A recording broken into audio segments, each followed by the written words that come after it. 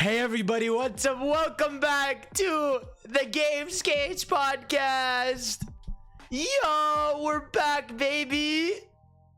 As you can see, yes, sir. It's been again, everybody. Apologies for the long absence. A few weeks ago, because there was episode 85.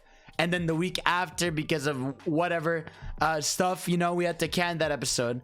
Then last week, because it was still the middle of E3, we figured there was no point of doing a podcast episode before the end of E3. So here we are.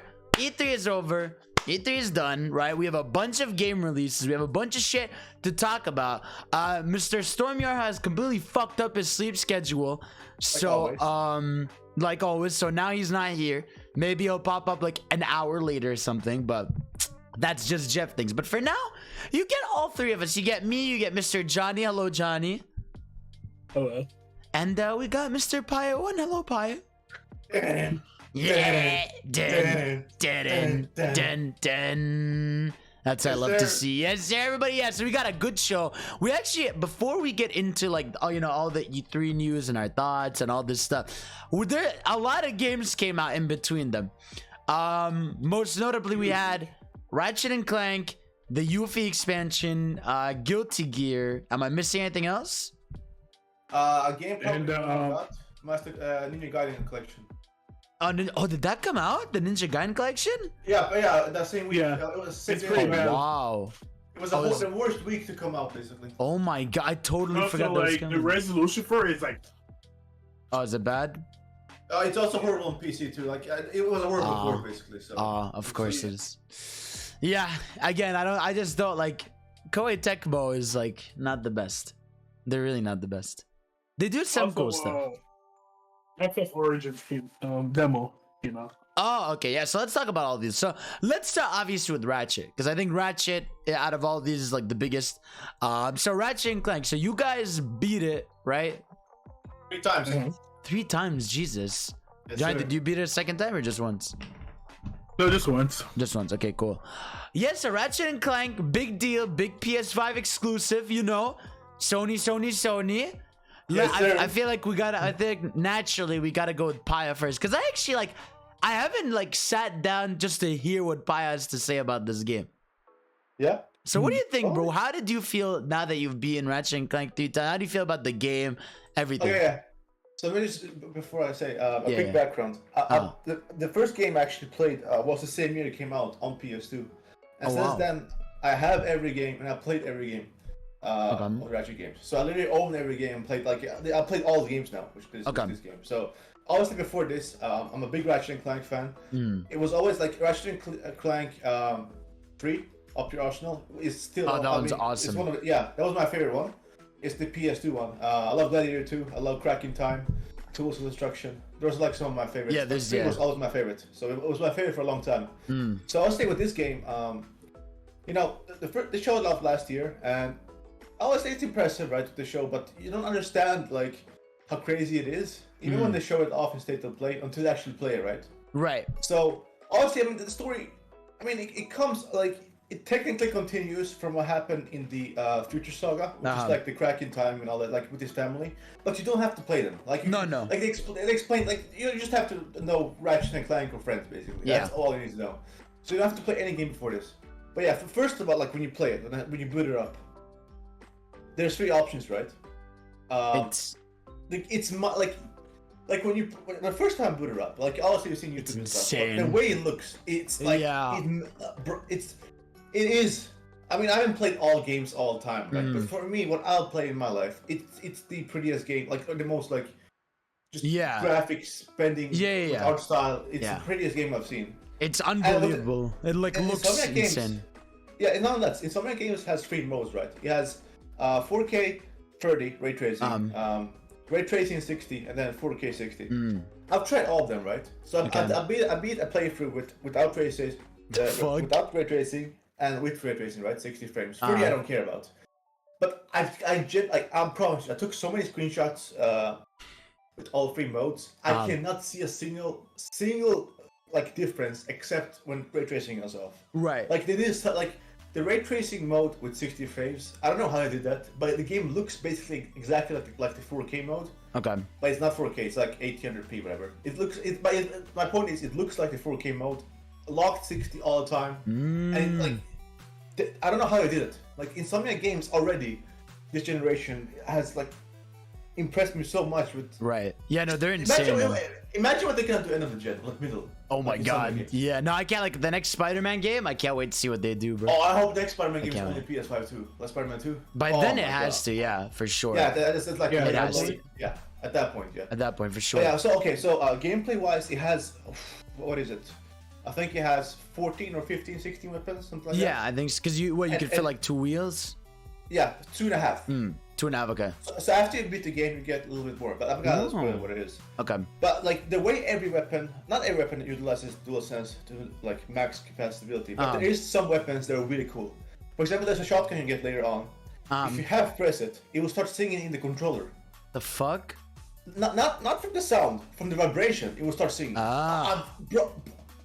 Bro, okay. Here's my thing, right? I think I have like weak fingers because I had to turn off the like not the rumble, but I turned off the adaptive triggers because like it would like hurt my like fingers when I was like pressing in L2 and R2 like when a weapon was like running out of ammo or was like something was weird about, or like when they do like their fucking haptic feedback shit. I don't know what it is, but it hurts my fingers for some reason. Weird. I don't. Or? Not like it's uncomfortable. Like I feel like I'm pushing in when I'm like. I feel like it's not like. I feel like I don't know when it's gonna happen. So when the triggers do that, I'm like pushing in to force it when I'm not like supposed to do that. You know what I mean? Yeah, I know what you mean. That's kind of yeah. I had that issue with Astro too. I think it's just like a mental thing. I'm not used to it. Yeah, you get this. I mean, the reason why I'm so used to it because playing Returnal, right? And Returnal, like I like half press all the time. Oh Jesus! That's why I'm so used to it. So, okay. So I know how a half press feels like, and how a full press feels like. Okay. Like all the time. So for me, it was like very natural. But I like how almost every weapon like has that like you have press it, right? For example, like if you upgrade the grenade, right, all the way to level 10. If you have press it, he will just throw a small grenade. But if you full press and hold it in, he will throw like 3 grenades that comes up and becomes like more grenades, and those things like start spraying things around you. So not only does that have different functions, some things if you hold them too, they have different like attacks. So like every weapon, not only does like half pressing and full pressing have different stuff, but they can also have stuff if you full press and hold it in. Like shotgun, for example, if you hold it in, it will start spraying. Not only like do a double, like if you have press, you're gonna shoot once. If you just press all the way 3 times. If you hold it, it's just gonna spray like spas in Modern Warfare 2. Just what's your favorite weapon like so far? Unless it's like a spoiler one. It's the drill for me. The drill? Like the interesting. Really? I mean, without the special weapon. I mean, there's like 3 special weapons. I won't spoil them. Yeah, okay. But like, I would say mine. Ooh. It's hard, right? For me, yeah. I really love the Pixel Buster, obviously. That's a returning weapon. But I love that one because like I like seeing like when you like shoot a boss, they have like a pixel art design. It looks really cool. That like weapon's like made for me. I also really love the little bots, like when you send the like the little robots that like classic. That one's one of my classic favorites. Oh yeah, those. Yeah, those are really cool. I like what's his name? I like that the fucking I'm with Jai. The drill is really satisfying. The way it like shoots out, it's like super satisfying. But that's also a weapon. If you have press and you can like lock out to 5 enemies at the same time. And then Jesus! It will shoot 5 of them to like 5 different enemies basically. Oh my So god! that's also like a function if you have press R2. Bruh. But yeah, so to summarize, the gameplay is absolutely phenomenal. I feel like the animation works. Oh, I love this weapon. When you shoot the weapon, right, and it slings, like go. Bloop, bloop, bloop, Yeah. bloop. You know what I mean? The animation for that is, oh my god, it's That's like, so good, man. Have you tried pausing the game for a moment when you do it? Yeah, it's dude. The part, like all the particle effects and everything are nuts. Like the game is just unbelievably good looking. Like it's actually like the best thing I've seen. Insomniac Games has some of the best animation people like in the business, man. They really do. So like, just to summarize, the gameplay is definitely the best in the series. Yeah. Story-wise, it's pretty straightforward. It like the story. Like I haven't beaten it yet, but the story is like. It's very like cartoony, like it's a very save the world story, like a very standard save the world story. I would say the last mission was really good. Like that like turned up really well. Storyline. Up until then, it was like pretty standard story stuff, you know, like pretty standard Ratchet Clank stuff. For me personally, I love this. I like the story, not love, but like, because like literally just like why call it Ratchet and Clank if it's just Rivet and Clank. Literally, like for the over half of the game. See, like for the like, remember like you just got Ratchet. Yeah. You just got a Clank, right? Yeah. So it's like you're almost done with the game. Yeah. No. So Okay. like, yeah. Like here's the thing, right? Here's the thing. Like you don't play most of the game with Ratchet and Clank, but you do play a lot of the game with Ratchet too. Like you have I that. calculated. So basically, there are 9 planets, right? Okay. 4 are Ratchet, 4 Rivet, and 1 is both. Okay. So it's like it is half. It's like exactly. Yeah. No, that's how when Jeff was saying it's like 80-20. I'm like, I don't really buy that because half the planets are each character. Now I think he's talking specifically about Ratchet and Clank. Together, Which those two would be, I guess, the last 2 planets. because like if you think about like Ratchet and Clank, that's like one of the biggest things of Ratchet and Clank, like their like bond and how they interact. So it's kind of weird, like Ratchet being alone for like so long. Yeah. To be fair, though, this isn't the first time they do this. In A Crack in Time, I mean, the game is pretty much you trying to save Clank. Like it's he's. But that's different, though. Yeah, no, but what I mean is, it's not the first time they do the thing where they separate them. They kind of do that like a lot, actually. So it's not a biggest done. And to be fair, also like they are introducing Rivet, and I think having Clank with Rivet helps like with the comfort a bit of like, okay, you have a comfort character and you have like a new character, and they kind of like balance off the dynamic and stuff. I didn't have a problem with that because it was 50-50. I mean, I understand if it was literally like almost all the game with Rivet. Yeah. But I get to play Ratchet. That's the main. Like, I mean, they have the same moves basically. You know, there's like just a few things, like animations when you throw stuff. Different, but that's pretty much it. Right. Oh, exactly. Is that the? Is that the Storm Yor, huh? It is I. Wow. How are you? I just woke up. Clearly. What do you mean clearly? You sound like you just woke up. You sound like you. Games Cage. I do sound like the Games Cage. Whoa. Yes, we were just talking about you. What were you guys talking about? Yeah. Because we're talking about Ratchet and Clank. And Pio calculated that like you play 4 planets as Ratchet, 4 planets as Rivet, and one of them is together. Nah, Rivet is way longer. Do you think so? No, I don't think so. I know that's a fact. Oh. No, like if you check the planets, they're actually like half. No, I mean, some planets are like longer. Not every planet. Some planets are longer. Can I talk? Not every planet is the same length. Yeah, that's what I'm saying. Not every planet's longer. Like Rivet's planets are obviously longer, but just like you still play as half. Yeah, this is not a Ratchet game. It's a Rivet game. How do you feel about the game? You know, since you're here. Amazing gameplay, trash story, and yeah, I think it's the best Ratchet game gameplay-wise. The weapons are not as crazy as the early games, but the story is like I didn't care, honestly. Yeah, no, we were talking about that too. Of like how like the story is like it's chill, like it's like it's not. I think it's a like in Ratchet standard, you get like Rivet gets some nice development and Kit is nice, but in Ratchet standard it's like a bad story. Right, yeah, Ratchet takes like a backseat. It's more of like he's there. No, I mean Ratchet is a franchise. It's a series. Yeah. Well, because the whole thing is like it's like okay. At the end of the day, it's like an action platformer. They're never meant to be like crazy stories, but yeah, like some have had better stories. Crack in Time. Yeah, Crack in Time. I feel like the next game, once like now that they have Rivet established, like it'll be easier for them to like. It's not bad, honestly, bro. Yeah. No, I honestly think like the next game will be. Well, I can't. It's bad. I hope like she adds something gameplay wise. she's not just a skin that you play Ratchet right after. Right. Yeah. No, I don't want to spoil it for Fidel, so I don't want to go Yeah, I too don't far want to spoil into it. Right.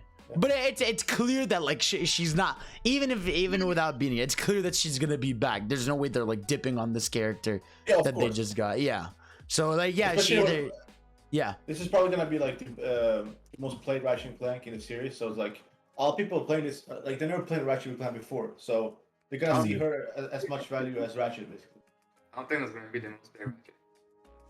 No, I think she's gonna be a permanent for this series at least. For PS2, Yeah, because the most played Ratchet games. no, the the best PS2. selling is the 2016 one from PS4. Oh. Yeah, but more people play the PS2 when it's been running for way longer. There's like collection, there's like everything. Yeah, no, if but you count so a those. lot of people are gonna play this game for the first time. Like they never played Ratchet and Clank before, so like to them, Ratchet is gonna be the same as Rivet, like character. Right? Rivet. Oh, is that a serial? Yeah, seeing how much they promoted Rivet, I think they tried to make her a permanent character. You know, I would love Rivet if she didn't have like Ratchet's character development. Right. See, Well, she is. She's literally like it's technically the twin from another dimension. Yeah, I know it's Ratchet, but like at least don't make her feel like Ratchet. Like, why would I care about her if she's just like discount Ratchet? But the thing is, like in the original games, Ratchet, when you first get him, he's just an asshole. Like if you remember, the whole thing was that like Ratchet and Clank. Cool, he actually like opens up and shit. Yeah, like he was an asshole. Like him and Clank did not like each other at all. Whereas like Rivet is just kind of more like a sassy like style. But yeah, they're technically the same with like their detection, whatever. Also, like we gotta get this too. Like Rivet only had one game, so we don't actually know what her character will be in the future. That's true. Yeah. That's true. But yeah, so Johnny, how did you feel about the game overall? I loved it. Same with Jeff. I kind of got annoyed how like they made Ratchet weaker in this game. Like he just felt like a body bag. That's the thing that. Sorry, Johnny. That's my thing that turned me off. I forgot to say. That's the thing that turned me off on Rivet. The main thing is that I hate when like to make a new character seem cool, they make the main one seem like a weak ass goofball. Right. Exactly. Like how many times did Ratchet get his ass kicked by Emperor Nefarious? He always get his ass kicked though in all games. To be fair. Even the guys asking about like fucking like his enemies, but it's like Yeah, but that's every Ratchet game. Though. He always gets his ass kicked. At least in other games, not he's the every. hero. No. He's the hero. He comes back and he beats his ass back. But here, no, he gets his ass kicked and Rivet saves him every time. Like if Rivet was here, Ratchet would have been dead. Like think about it. No. Yeah, literally. Like he's been captured 2 times and he had no way of coming out. Yeah, again, like clearly they wanted. Yeah. The problem is you don't have to defend every Sony game like it's a. I swear it's a Ratchet game. Forget the Sony game, please. Let's talk about it like it's like a Ratchet game. No, but I didn't care. Like I like Rivet more than Ratchet. That's the thing. That's right. Like, for me, that doesn't bother me at all. So you play Ratchet all this year, then they just introduced Rivet, and you just like her more than Ratchet. Yeah. Like, yeah, that's what I thought. But I think what it is Jeff, you're way more attached to Ratchet. Like like I told Pio before, like, for me it's not just a new Sony game; it's a Ratchet game. I grew up with that shit. Yeah, he's like your Sonic. Yeah, like for me, what Sonic is like, Ratchet is that for you. Like he means if like. they introduce Sonic and she just takes his split, will you be happy? No. Yeah, see. I get For me, you. like I played Ratchet games since I was like a kid. To me, it was always about the gameplay and stuff. Like there was a good connection between them, but I never deeply cared for them that much. You know, like it was more about the gameplay for me, at least. Yeah, for me they were a mascot. Yeah, no, I mean that's good. It's good to have like a different like point of view with it. But no, so either way, I think we can all agree. Like I think we all at least love the game. That's pretty. Okay. That's pretty across with all of us. Is it anyone's game of the year so far? Oh yeah, mine. Okay. Definitely. Mine is still obviously biased. Persona 5 Strikers. Okay. Okay, I would say even if I haven't beaten it so far, unless something fucking drastically horrible happens, so far it's my game of the year. Yes, you But said. then you gave me the year of Mario Golf. The Mario It Golf's doesn't coming, matter. You baby. said it once. I get 1 week. You get 1 week. Yeah, you can enjoy 1 week of. I can praise this 1 week. The Sony game again. What the FM7 was my game of the year last year. That You was know, it's a Sony game oh, again. it's a Sony. It's true, Sony. As I say again. Take your Sony win. And speaking of Sony, there was another Sony release. We had Final Fantasy Intergrade / Yuffie episode whatever. Intermission. Intercourse, intermission, whatever. So before we talk about the DLC intermission, did anyone, I know Johnny, I don't know if Paya did go back to the base game? I tried 2 chapters just to see 2 chapters? how Okay. it was. Yeah, it's definitely way better. Holy Okay. shit, it's better. Good. Yeah. Good. But yeah, I basically went to the areas. I saw the door. boss. You know, the famous door. Yeah, the famous door. And the like, what's it called? The PNG picture. Also, Like about the city. yeah, it's way better. Wait, so what does the city, not like the PNG city, look like now from the bottom? Like the low res It one? looks like a city. Like it looks like No, it's it's moving. literally like a rendered city. Like, Okay. not, Yeah. you know. It's not a picture. It's like Good. a render. Like it's supposed to be. You know. Thank God, because I haven't seen a picture of that. Like I've seen people do the door, but I haven't seen a picture of the city from like the top. Yeah, But that's good. Yeah. Yeah. So definitely fix that. Yeah. Okay, cool shit. But yeah, so episode intermission, with the Yuffie intermission episode, I thought it was great. I think it took me like 4 hours. It was a little shorter than I thought. But I thought it was, man, it was like, I thought it was almost like it ended sooner than I wanted it to, because I really loved Yuffie's gameplay. I liked the tag team style gameplay, very reminiscent of like FF15 style.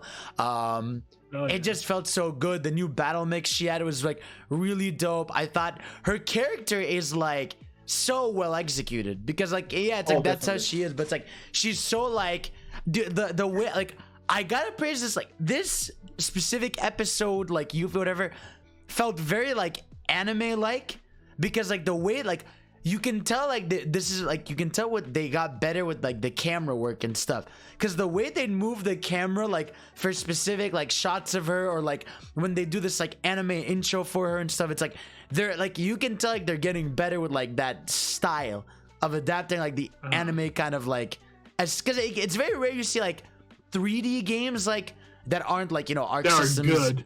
Yeah, like 3D games like try to go with that anime style work well. But like here, like they like do the same camera shots and like everything, which is like really dope. So for me, I loved it. I think it just makes the game better. I don't think, like, again, it's like the DLC wasn't anything crazy. It was very clear. Okay, this is just extra content to introduce Yuffie in there, and the ending is really cool for the future. But yeah, I think it was awesome. Let's see, Yor, what did you think about it? Like you say, it wasn't crazy. Yeah. The ending didn't hit me because like it was so short. I wasn't attached to this guy. Right. It's fast, right? Like it ends. I'm like, Yeah, oh, it's that over. was way too fast, you know. Yeah. Yeah, So, that's like, fair. I expected, like, honestly, I expect it to be longer. But I'd It say the happens. gameplay is like what Miles Morales was to Spider-Man. Okay. Like, I it's like like that. way faster and way better. Yeah, no, her moves are so sick, and I like how you can like change the elements on her sword. It's really dope. Shout out to Yuffie, bro. Cool dude. Pio? Yeah. So for me, I expected like just like a fun expansion. I think like too serious. But if this feels like a preview to part 2, like expect like you can see that it took like criticism like with the air combat, because the air combat you can literally like enemy, you can destroy enemy all in the air, 100% combat in the air, which is like Yuffie's like moveset is absolutely amazing. I was thinking only play as Yuffie, so you can't like switch characters for obvious reasons, right? It's only Yuffie. But like the gameplay, like that's the biggest like improvement from the main game, I'd say. It's just like how much they added to the like aerial combat, and just like like when you transition from a combo to another, it isn't just like you do another move. Like she actually like goes from another move to another move. If that makes sense. Like, exactly. It's not just like move A to B. It's like a nice transition. It to flows. A to Yeah, B. it's really good. Yeah, it flows better, yeah. The way they solved kind of like the awkward like like flying enemy fights was like really smart because like you throw her like what is it the what the fuck do you call it, the Ninja Star? Yeah, the Ninja Star, whatever Yeah, it the is. star, yeah, the star. Yeah, you throw it and like then you can like teleport to it and you just keep fighting in the air, and I think like the way they did that was like really dope. Oh, for sure. And they definitely made what's her name? I definitely did some specific camera angles with that director lady. Oh yeah. Oh, definitely. Yeah. Scarlet? They definitely, yeah, Scarlet, bro. They like yeah. it was excessive at times. I'm like, okay, you like, there's some shots here. I'm like, all right, bro, let's calm down, bro. Yeah, you know? they did it on purpose. They Like, I do. took screenshots. Yeah. Oh, you took screenshots. Ah, okay.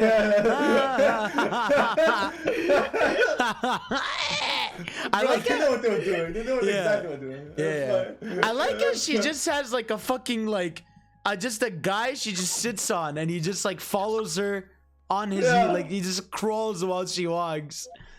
It's great, bro. They know. They know, bro. I want to be that for her, you know what I mean?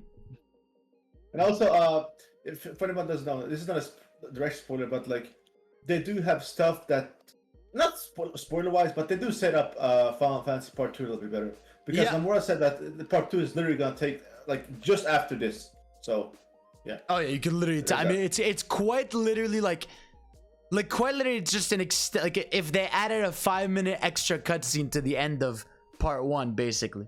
Yeah. Quite but literally. also, it does answer. I don't want to spoil it, but it does answer some things you might have from being Final Fantasy VII Remake. Basically. Yeah. Yep. So it does answer two big questions that I had personally. That you kind of knew, but it's nice to have confirmed, basically. Yeah. So. Again, the integrate, like in general, like just the whole thing. It's like it's not like because I know like what's it called, like Kingdom Hearts games, like they'll add like extra cutscenes and extra weapons and stuff like that. Here it was mainly just like a graphics update, and I guess you have like an extra Whis fight in the sector, like the tower, the Shinra Tower. The VR mode. Yeah, the VR mode fight. Yeah, basically. So overall, like solid package. I mean, I don't think you don't need like for some people saying I need a PS5 for this. I don't think you need a PS5 for this. I was gonna say this. Yeah. What's it called? This game. I don't know. Like, there's no reason why it's not on PS4. Yeah, I agree. That's business. Yeah. That's what I didn't like. Yeah, because I was playing it and I was like, there's nothing in this Yuffie DLC that's like not PS4able. Exactly. Yeah, that's definitely just like I think they just did that to like business. I mean, they know people are gonna like. But the thing is like, even though FF7 Remake is big, I don't think FF7 Remake is like a console seller. To be honest. The fuck. I mean, like, realistically, for like a DLC, for a DLC, so they kind of easily sold that DLC on PS4. Yeah, but they know. Okay, so here's the thing: they know that there's like, John, you don't understand. Like, there's hardcore. Like, I'm talking about hardcore Final Fantasy fans, but they don't. Like, yeah, I know. Yeah, I completely understand that, but like, will people go out to wait for like a $20 DLC for a PS5? I mean, that and 16, yeah. Because these things are coming too. Yeah, 16, yeah, it's coming. But like, will people like where went FF7 Remake? What came out this month? I think it's just a matter. Oh, I think the whole thing is just like either way, this console, it's not like its price is going down. So any excuse people have like to try to get one, whether it's like episode Yuffie or Ratchet or whatever, like they just want to like get it just to get out of the way. Yeah. That way they don't have to keep searching until the end of time. Because now they're like basically also secure for Final Fantasy 16, which is like obviously the next big main game in the whole series. So yeah, hope we see it soon. And Walter. Would you say, Jeff? I think. Did you say Monster? And Walter. And Walter. Shout out to Walter White, bro. What? You said Walter. Endwalker, FF14. Oh, Endwalker. I heard you said Endwalter. I said shout out to Breaking Bad. Also, fun fact about Endwalker. Okay. Blizzard sent out a survey saying like we be playing their game after Endwalker comes out. Right now. Blizzard is shaking. Yeah, Blizzard doesn't know, bro. What a time It's like crazy. with Final Fantasy. Final Fantasy 14 is bigger than World of Warcraft. Factually. We've been. They're shaked. They're shaked because It's shook as they say. Yeah, I think it's what 24 million players now. It's crazy. Yeah, it's by far the most successful game ever. Not even close. It's crazy. So much revenue. Yeah. Is Endwalker's PS4 too? It's not just PS5, right? No. Cool. Yeah, so that's that. And then yeah, I guess for me, Johnny, and Jeff, Guilty Gear. So Guilty Gear came out. We haven't we played some of the betas and talked about it, but yeah, I mean technically we've heard me and Johnny's thoughts, but what about Yorha? How about you, bro? How do you feel about the game? It's very fun. I played a little bit more yesterday, and I'm starting to enjoy it more. And yeah. Which character do you like playing? May. Oh, no, a fellow May player. Hello. I also like Soul. Okay, so Soul is like fucking busted, and then I asked, and then Ultima told me the director himself said it's okay for Soul to be busted. Yeah. Of course. Because the interview was some fans have complained about Soul being a bit overpowered. How do you feel about this? And he just spun it around. He was just like, I believe the character that is an introduction to a lot of people's experience with the game should be one that is accessible and fun for the players. I'm like, okay, bro, we get it, man. It's your OC. I get you, bro. But okay, I'm glad you're loving it. No, shout out to May Gang. Honestly, the thing is, Jeff, it's the game has a really good mission mode too, which is really good if you just want to learn all the little things. It has them for specific characters. It has them for overall mechanics. It's actually really good if you want to try that. And they make you do it 5 times before moving on to the next. So it's not a thing where you can get lucky doing it. So you doing it 5 times to move on. So that's a good work for if you just want to adapt to shit. Memorize, yeah.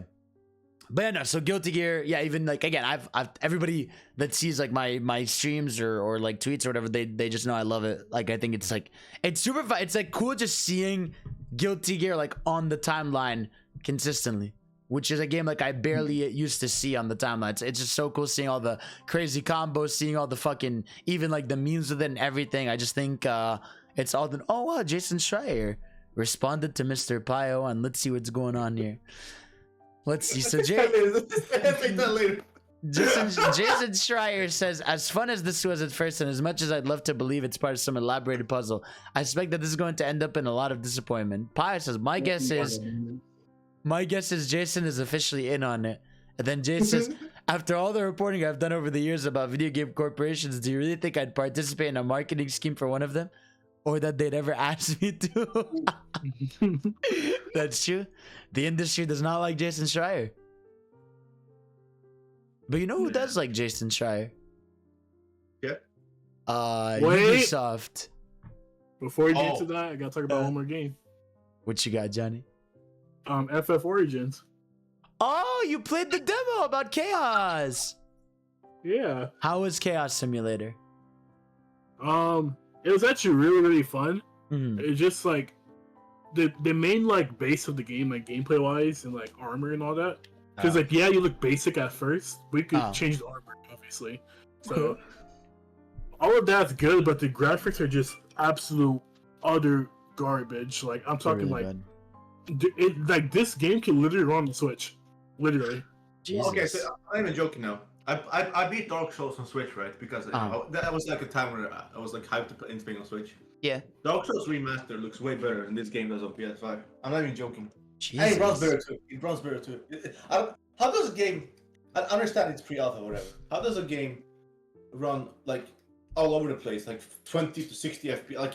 It's hard dips. I'm talking about it goes slow motion dips. Listen, man, it's just you can't listen. I think Koei Tecmo is a great developer, but they need to stay away from graphics and stuff. Yeah. The thing is, they did good with Breath of the Wild for No. They did Age of Calamity, not Breath of the Wild, and even then, Age of Calamity, it looks great. Yeah, it looks good. It looks great, but it runs now. Granted, obviously that's an issue with the Switch too, but still, it's they just Yeah, Fire Emblem Three Houses. Obviously, we have that too.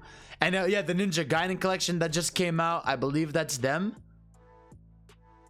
Right? Yeah, it's them. It, Yeah, it looked bad on Switch, so like it's just like a matter of they don't have to use the hardware. Basically. Well, cool. I mean, and now you're saying this game doesn't look great. So my point is, they made like the games themselves are usually great, but yeah, they're not the best at like graphic stuff, which is fine. If the game is fun, it's fine. Like, how fun was it?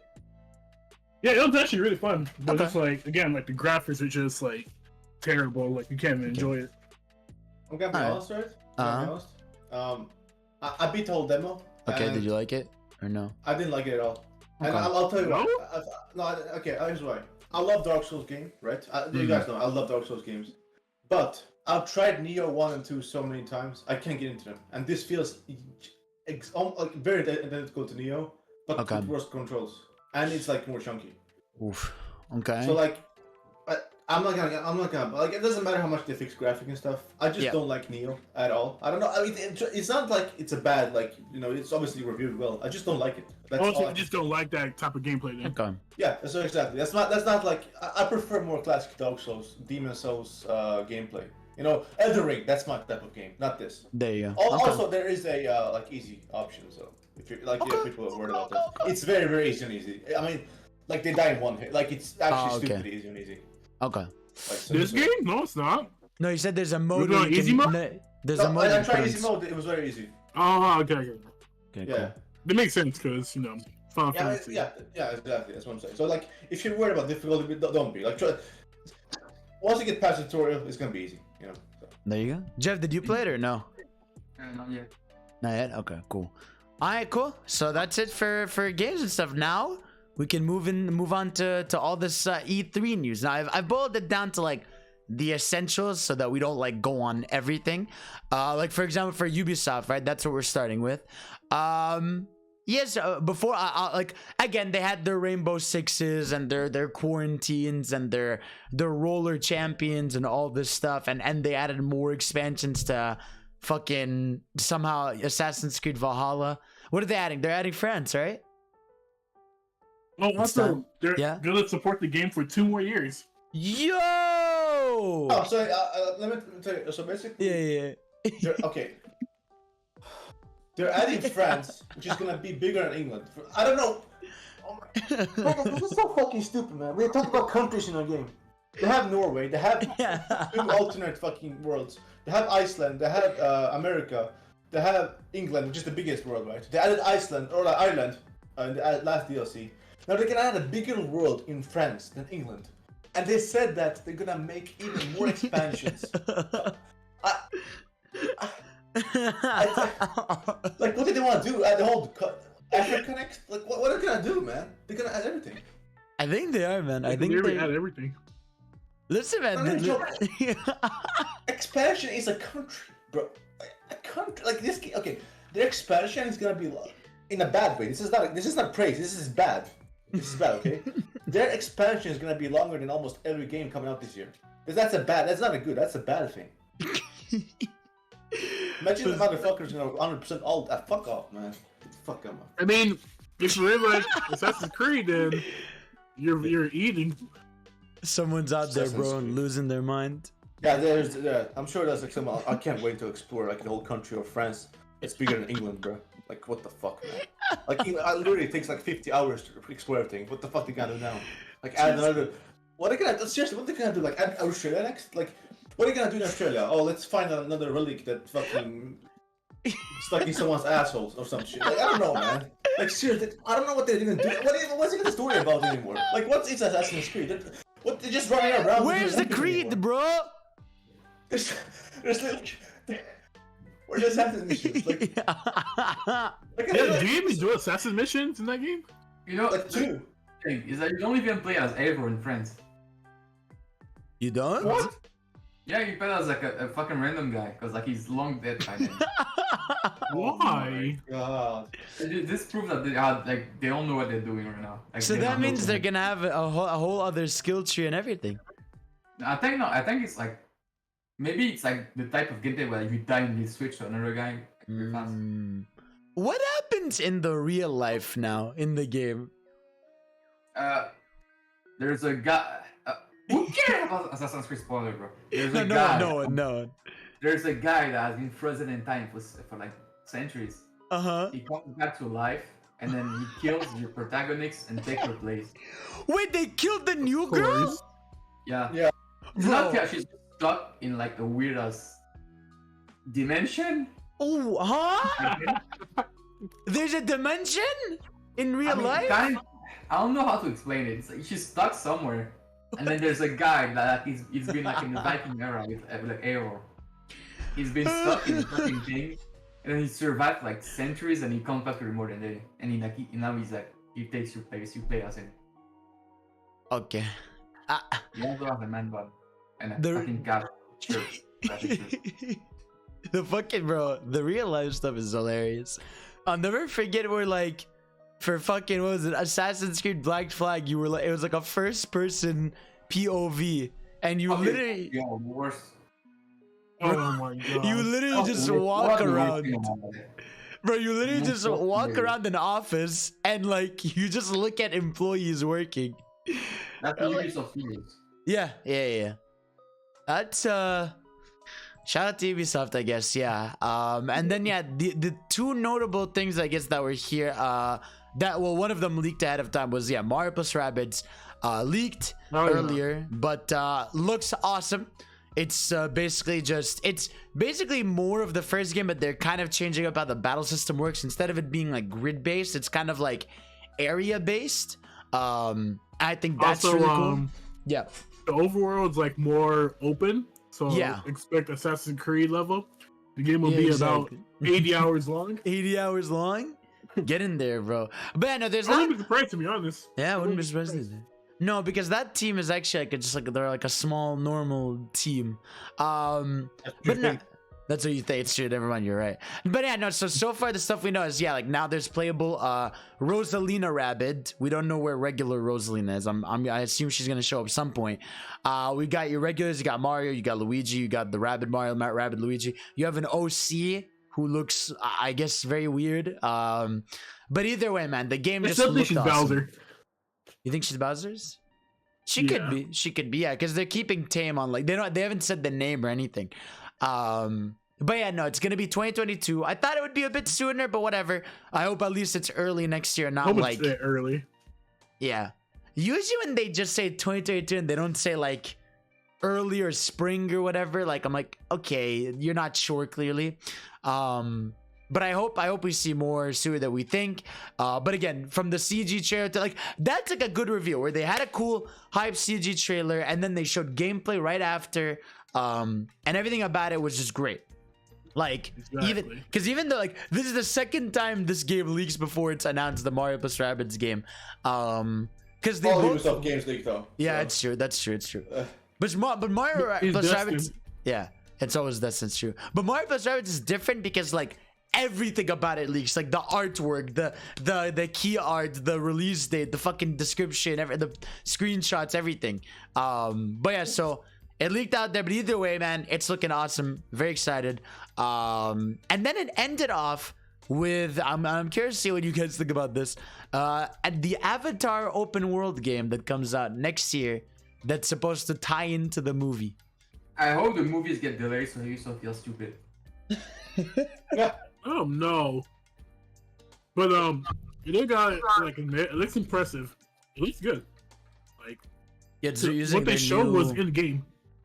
Yeah, it's using their new like Frostbite engine. No, not that. Is that the one? I mixed that one with the EA one. What's the EA one called? Frostbite. Yeah, but there's one. The Ubisoft one they're using is like it has like a similar name. I don't know what it's called. What is it, Jeff? I think Unreal something. Avatar game engine. I'm gonna find that live right here. Let's see. I have no clue. It's fine. Either way, but yeah, okay. Johnny thinks it's okay. It looks good. Pi, what do you think? I think it's gonna be Far Cry, just the Avatar skin. Okay. Jeff? That's what I didn't care, bro. Okay. Yeah, it's just like Snowdrop. Yeah, see, why is EA's Frostbite and this is Snowdrop? You gotta drop snow, you know? I guess it's more like this is just 10 years too late, bro. I think I watched. Yeah. I think I watched the Avatar movie when I was like, well, how old is that movie? I remember because it was the first 3D movie. It was 2009. Yeah, 2009. Wait, I think I was in middle school or elementary. What the hell? Dude, 2009. Yeah, I was. That's 11 years ago. No, I was like. No, it's 12 years ago. 12 years ago, yeah. I was like 13. Yeah, I was 13 years old. I was in middle school. What the hell? It's just I hate everything about this. Like, okay, look, the movie, it's not a horrible movie. Like, it's a good movie, but like, there's not, I don't know, man. I don't know. I mean like now it's nothing special, but for its time it was like cool because it was literally the first 3D movie. That's why it was cool. Everyone is like so convinced that like Avatar's gonna be that huge thing when it comes out in the movies. Yeah, you know. Like, 5 movies, like imagine if like the second one just flops. Like how stupid it would all feel. Bro, dude, I honestly don't. I do not think the second movie is gonna make anywhere near as much money as the first one. It won't. It won't. Like it won't. Like, the reason why I was happy to see it back then, it was literally because it was the first 3D movie. That was the selling point. There was a movie. Like I remember ads. You have ads everywhere, like with glass and stuff. That was a big thing because it was the first 3D for like a. No. Let's be clear. Let's be clear. It wasn't the first 3D movie because one of the first was Spy Kids 3D in 2003. Okay, now it was one of the first like artistically like good uses of CG and 3D. I was marketed, yeah. Yeah, it was CG. His selling point when I was a kid, that was the most expensive movie ever made. Yeah. Yeah. But it was like the I CG feel like is good. You know how the term like publicity is good publicity and all that shit? Yeah. I feel like since the movie been being made for so long, people obviously watch it because oh shit, this first one came out in fucking 2009. So obviously I'm just gonna watch this one. Yeah. But again, we also live in a different time. It's like we have a bunch of movies like this, like hero movies and action movies that are all competing for people's time. So I don't know. We'll see. Either I'm sure. Yeah. For their sake, what? Like the second movie doesn't flop because like they're betting. Everyone's like betting so much on Avatar. Yeah. Like just think about the movie. Not They're gonna cry, bro. James Cameron gonna like. When this supposed to come out? When Avengers came out, bro? Yeah. That the movie has gotten delayed like I think like I'm not even joking. This is literally just a flashback moment I just had. When I remember being in my computer class in high school and seeing when they announced Avatar 2, 3, 4, and 5. Yeah, right? like, what? Yeah. I was literally in my computer class when they announced that. It was like a big deal. And I was like, oh, okay, like then it's gonna come soon. And it was gonna be like 2016. And then it was like 2017, and then 2018, and then 2019, and that it's like I don't know, bro. I'll believe this movie is real when I see it. So shout out to them, I guess. We'll see. But overall, I think Ubisoft show, I guess, appealed to Ubisoft fans. I mean, I got Marcus Rabbits. It was bad. Well, there you go. The trailers were like so long. Like that Rainbow Six trailer. Why the fuck was it just like a movie? Like, oh yeah, when they showed the anime for Rainbow Six because a lot of anime fans love Rainbow Six. Yeah, I'm like, why? They're just guns. Hey man, listen. There's someone out there losing their mind. You know, just losing their mind. And then we had Square's conference. So yeah, we had the announcement of Guardians of the Galaxy, which was 20 minutes of their show. I think it was 18 specifically. No, I think it was half. Yeah, it was half the show. Yeah. Does anyone? To me, like, I just aside from the Star-Lord guy looking like me, just everything about that game just looked like Avengers to me. Like it just looks like the Avengers game, and I was actually like upset when I found out later that like you only play as Star-Lord, like because I'm like, he literally just uses like 2 little twin pistols. And when you watch the gameplay demo, he's just using that same attack over and over. It just looks janky. It's just like, I don't know, man. It's like it's literally like they took the first game and just slapped it onto here. Like, there you go. And I know we're like, I'm not saying we're like the minority, but like, because I saw a lot of people like that were happy about this and excited. Like, and good for them. It's just like it doesn't look like something it doesn't look like I want to play. I don't know. But the thing is, it's like we all know the first Avenger is so like shit. Like, yeah, they lost money. They lost hundreds of millions of dollars. Hundreds. Yeah, so like, why make this? Well, like this has been in development because, like, if you remember, like I don't know why I remember this. It was like in 2017. The original rumors were that Eidos was making a Guardians game and that Crystal Dynamics was making an Avengers game. So these 2 games were in development together for a long time now. Like exchange tech and like. Yeah. That's the thing. Yeah. Yeah. And that's what I mean, like that's why they're exactly like they just shared the same. Like it looks like they're sharing the same engine and assets and everything. It's like the combat looks exactly the same as Avengers. Literally. All right, Pa, do you care about this? No. No, actually don't. No, okay, I know your heart doesn't either. I mean, you can make your own choices during the story. Oh, that was all. Yeah. And prompts. Oh I yeah. think Fadil was responsible for this. Because of Montreal. Yeah. Yeah. Yep. I want to apologize. For Assassin's Creed Valhalla. I'm sorry. And for Far Cry 6, 5. I think it's 5. I'm sorry. I think it's 6, right? Far Cry 6. Yeah, that's the one that's coming. Yeah. Far Cry 6. Yeah. Oh, yeah, aren't you excited for the DLC where you get to play as Voss? No. Oh. They destroyed my man's. Because they're gonna fucking do something stupid like Voss running around for 10 minutes to find a fucking can. It's so funny. Oh man, what a great time. But yeah, so Guardians is whatever ass. Then they talked about Chaos. We talked about the demo, but shout out to Chaos, I guess. It's created a lot that of show did not give the game justice. Like, I mean you're saying the game's not that great either. No, the gameplay is amazing. The gameplay is really, really good. I think the base game is good. Just the graphics are awful. Okay. Either way, like, but it's more like also because like obviously like a lot of like because obviously we knew about the game beforehand, but like the rumors made it sound way more grandiose. Right? It was like PS5 exclusive, like it's gonna be like a remake of the original game, kind of, or whatever. So, all right, shout out to Chaos. And then with Square, what else did they have? I mean, I guess they had more Life is Strange. They showed their mobile stuff. That was kind of it for Square, so shout out to Square, I guess.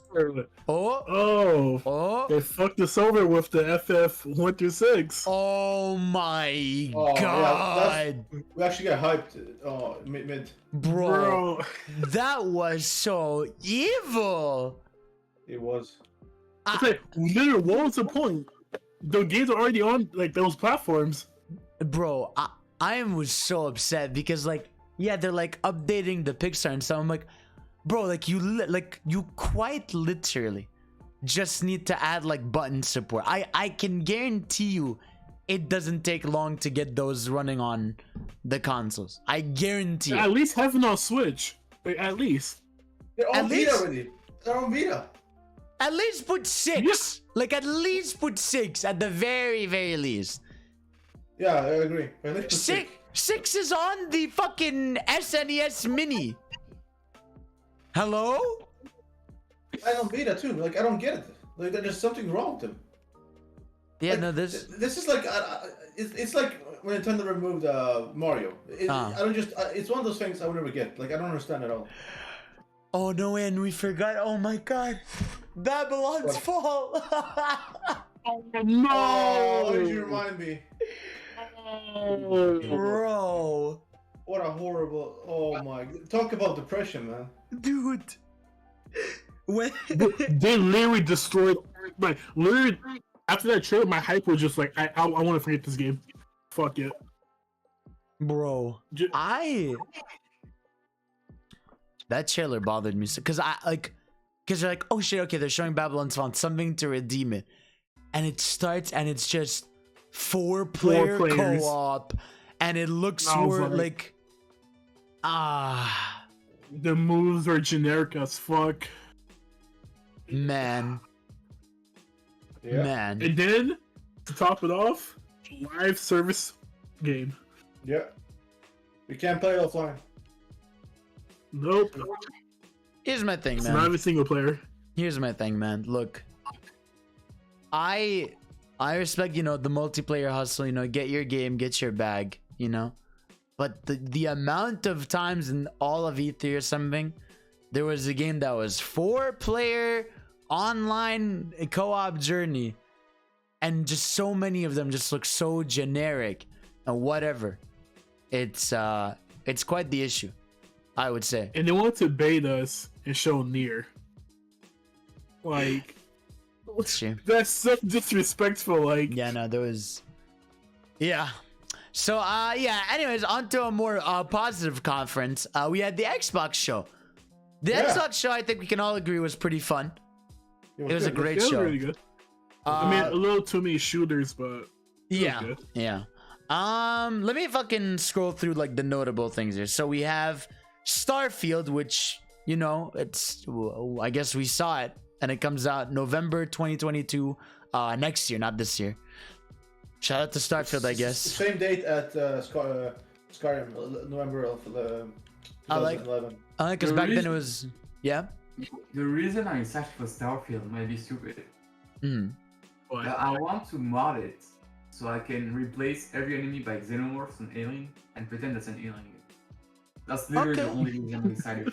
Okay. See, this is the ambition I like. That's a good reason, though. Maybe it'll come out next year, actually. I doubt it. Because You think it's gonna be delayed? Yeah. This looks like a game that would take years to come up. I mean, it's been developed for over Definitely. 7 years. Yeah. That says I everything. mean, we heard that a lot of times, though. Then they showed Stalker 2. They made a sequel to Stalking, finally. In the heart of Chernobyl, which is not a Netflix show apparently.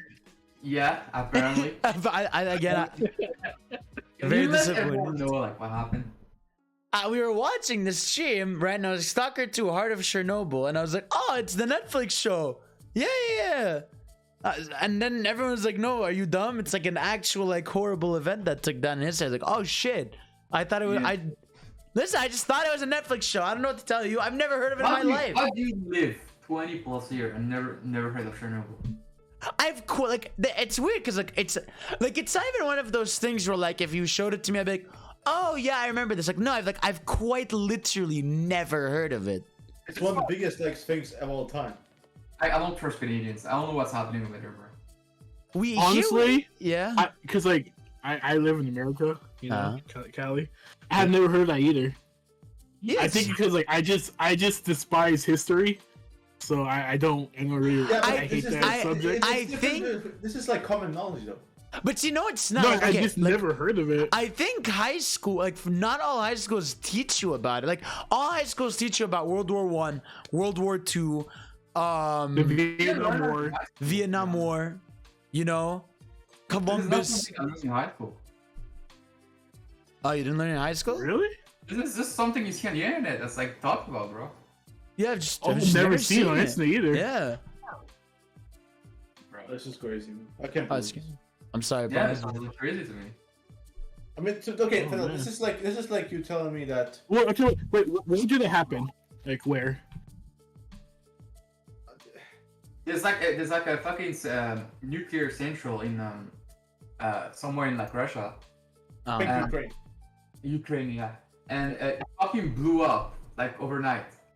And then the Jesus. radiation, they fucking they like started gaining territory, and like every country in Europe was like fucking freaking out because like it was coming to them. Oh Jesus. And then, Jesus. yeah, and even to this day you can't go to Chernobyl. Oh wow, really? Radiation is still here. It's like a fucking ghost. Like you play Call of Duty 4, the Yeah. campaign. You go in Chernobyl, dumbass. Oh! That's why there's like so many rejections. Oh!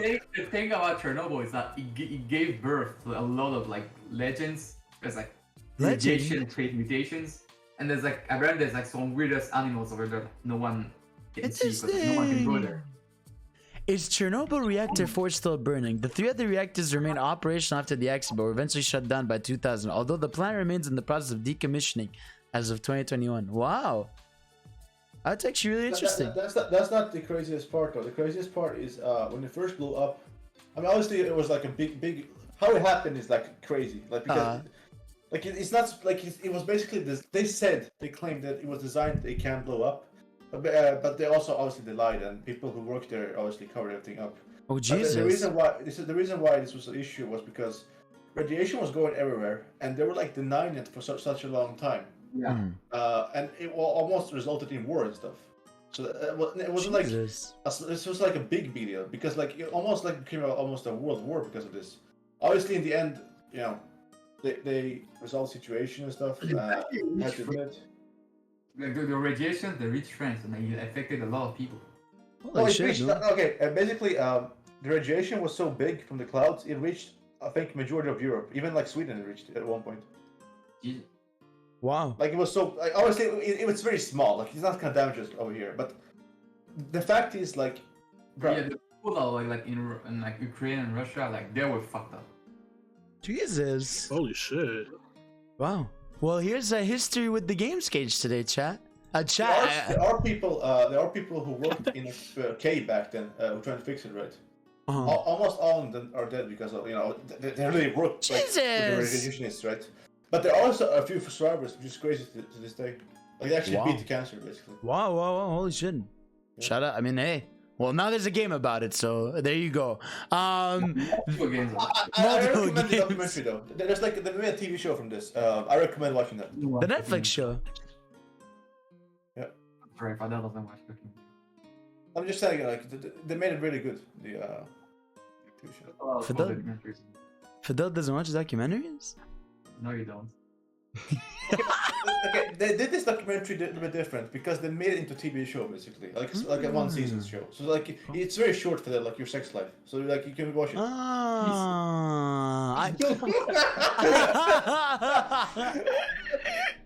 Okay. Also, shout out to Happy Father's Day. You know, Jeff. You know, Oh yeah. Happy Father's Day, bro. Happy Father's Day, man. Okay. Anyways, then we have a Back for Blood. Huh? I agree. What? What? Are you hearing voices? Yeah. Let's see. So then they showed Back for Blood launching day 1 on Game Pass. Nothing new there. Jack Sparrow coming to Sea of Thieves. Cool. Eve. That was cool though. That was actually really cool. Trailer. That was cool. But you know what's actually sick? Battlefield 2042 gameplay. That shit looked insane. I agree. Oh, actually crazy. I don't know how to do it on PS4 and Xbox One. Well, because it's half the players. Players, yeah. No, but like all those like stage effects, storms. like the tornado, the fucking storm, like. I think it's gonna be reduced, like as much as possible, basically. Yeah, definitely. Yeah. No, that shit. Even as someone who like does like that, almost made me care because of how sick it looked. Yeah, that was amazing. It was an amazing show. Yeah, I agree there. Psychonauts 2 comes out August. Looked whatever. Then we have they showed more Fallout 76, everyone's favorite game. I don't know why they still cared about that game. I don't know. Then Halo. So let's talk about Halo. So yeah, they quote unquote showed story gameplay, I guess. It was just a cutscene. But they did show the multiplayer. And the multiplayer looking awesome, 120 FPS support, free to play. With the multiplayer, I was looking at more information at the end of it. Okay. And honestly, in my opinion, it's gonna be one of the best free-to-play shooters ever. Oh, I mean, yeah, it's Halo and it's free to play. For me, it was no, because like they had a showcase the day after E3. They actually showed more. I think that was because like yeah. You know how like every free-to-play game has like a battle pass now. Yeah, the battle pass. Yeah, so each season has a battle pass, right? Yeah. But you can go back to old battle passes, Oh, which wow. no other free-to-play game ever has. Like it's like exclusive, basically. Like first come, first serve. Like if you don't have the battle pass, you're not gonna get it. You're fucked. Shout out to the battle pass, man. Yeah, no microtransactions either, so that's good. Wait. No So- pay to win, right? no pay to win. No, you can still buy cosmetics and stuff. Yeah. But everything they said though, I mean, it looks like, in my opinion, like it, because Halo 5. Keep in mind, Halo 5. I play Halo 5. Right? I have like a bunch of hours there. That was like literally like, okay.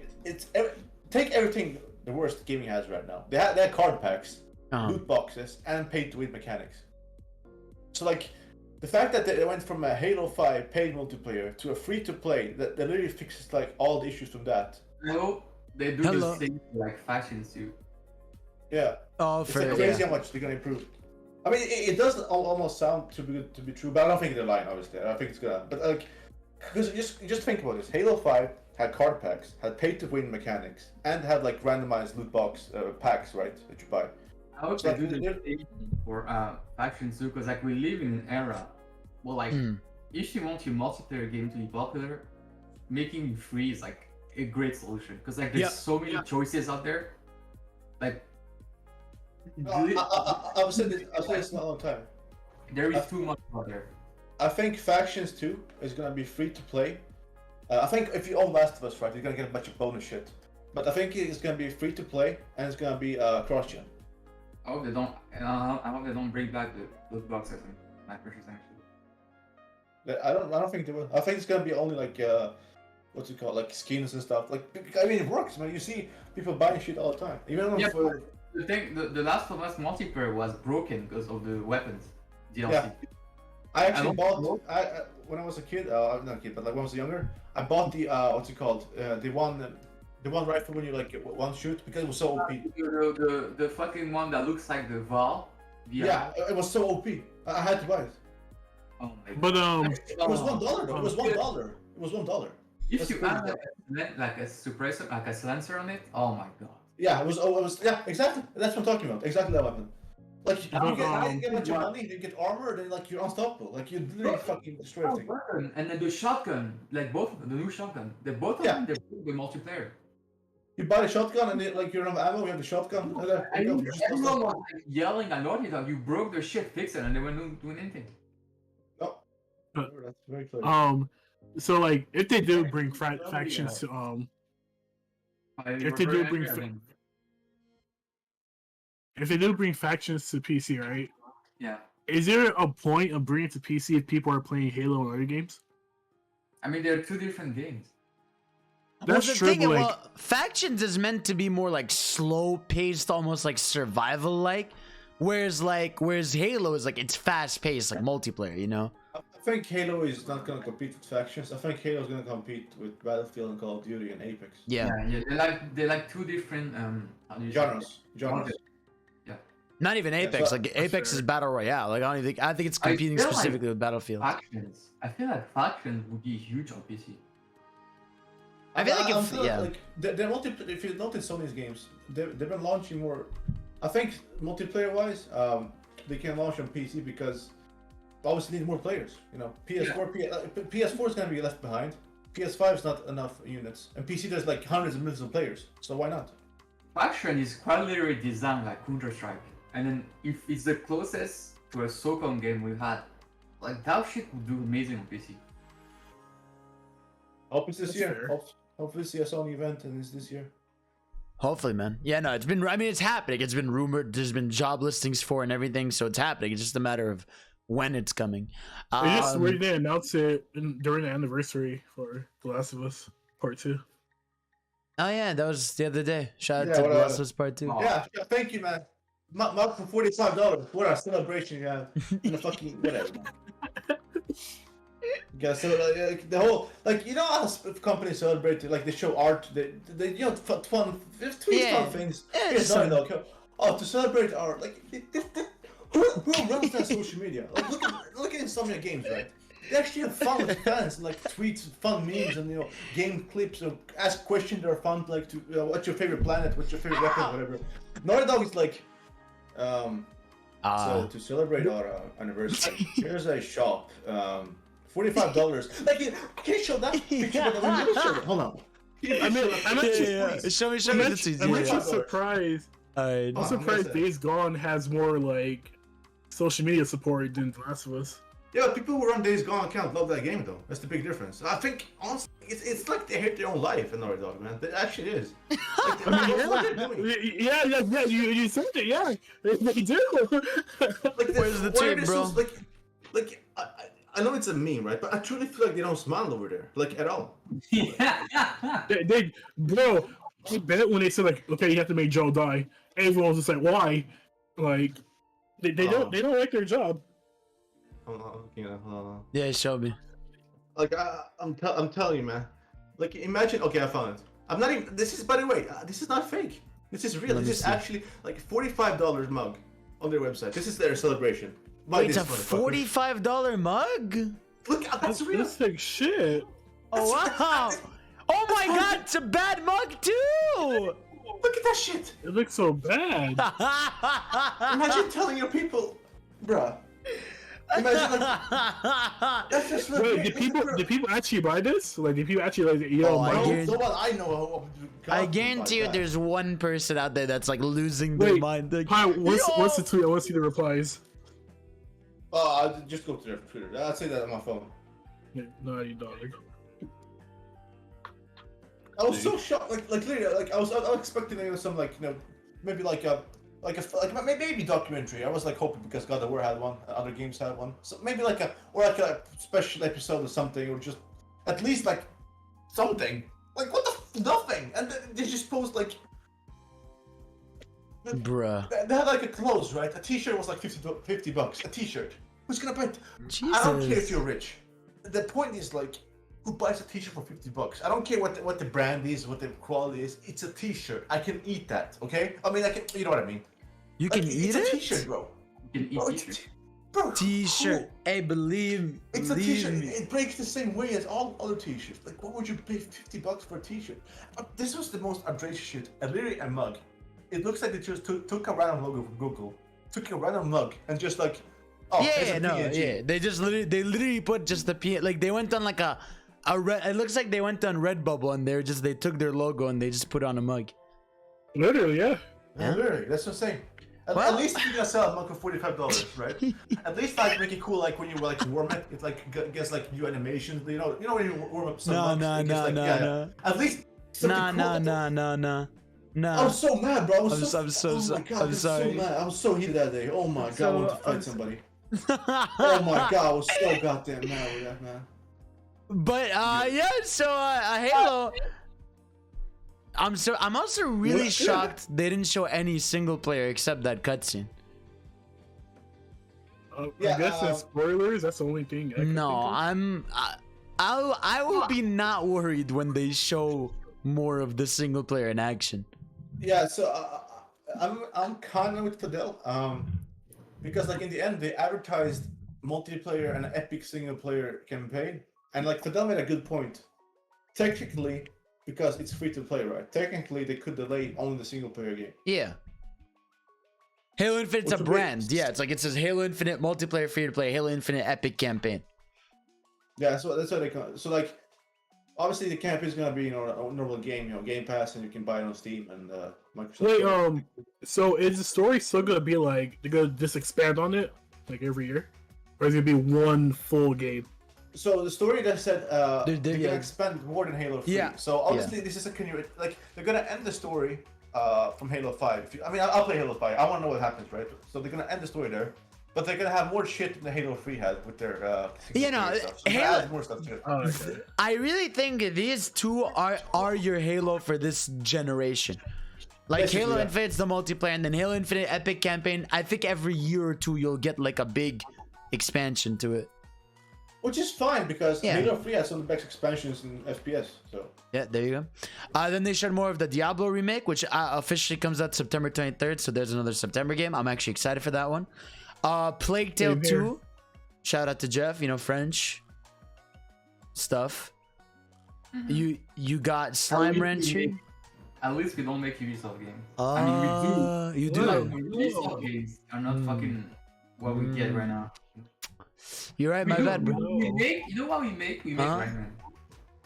You used to make Rayman. Oh no! Before that's still more than everything Ubisoft Montreal. Before Michel Ancel went to make a farm. Yeah. Yeah, exactly. Anyways, then they showed Among Us coming to Game Pass. Are we laughing? 15 players. There were 15. You don't like Among Us, man? You think it's a joke? No, it says I don't know. It just says Among Us coming to Game Pass. Why are you laughing for that? I'm not. I don't know what you're talking about.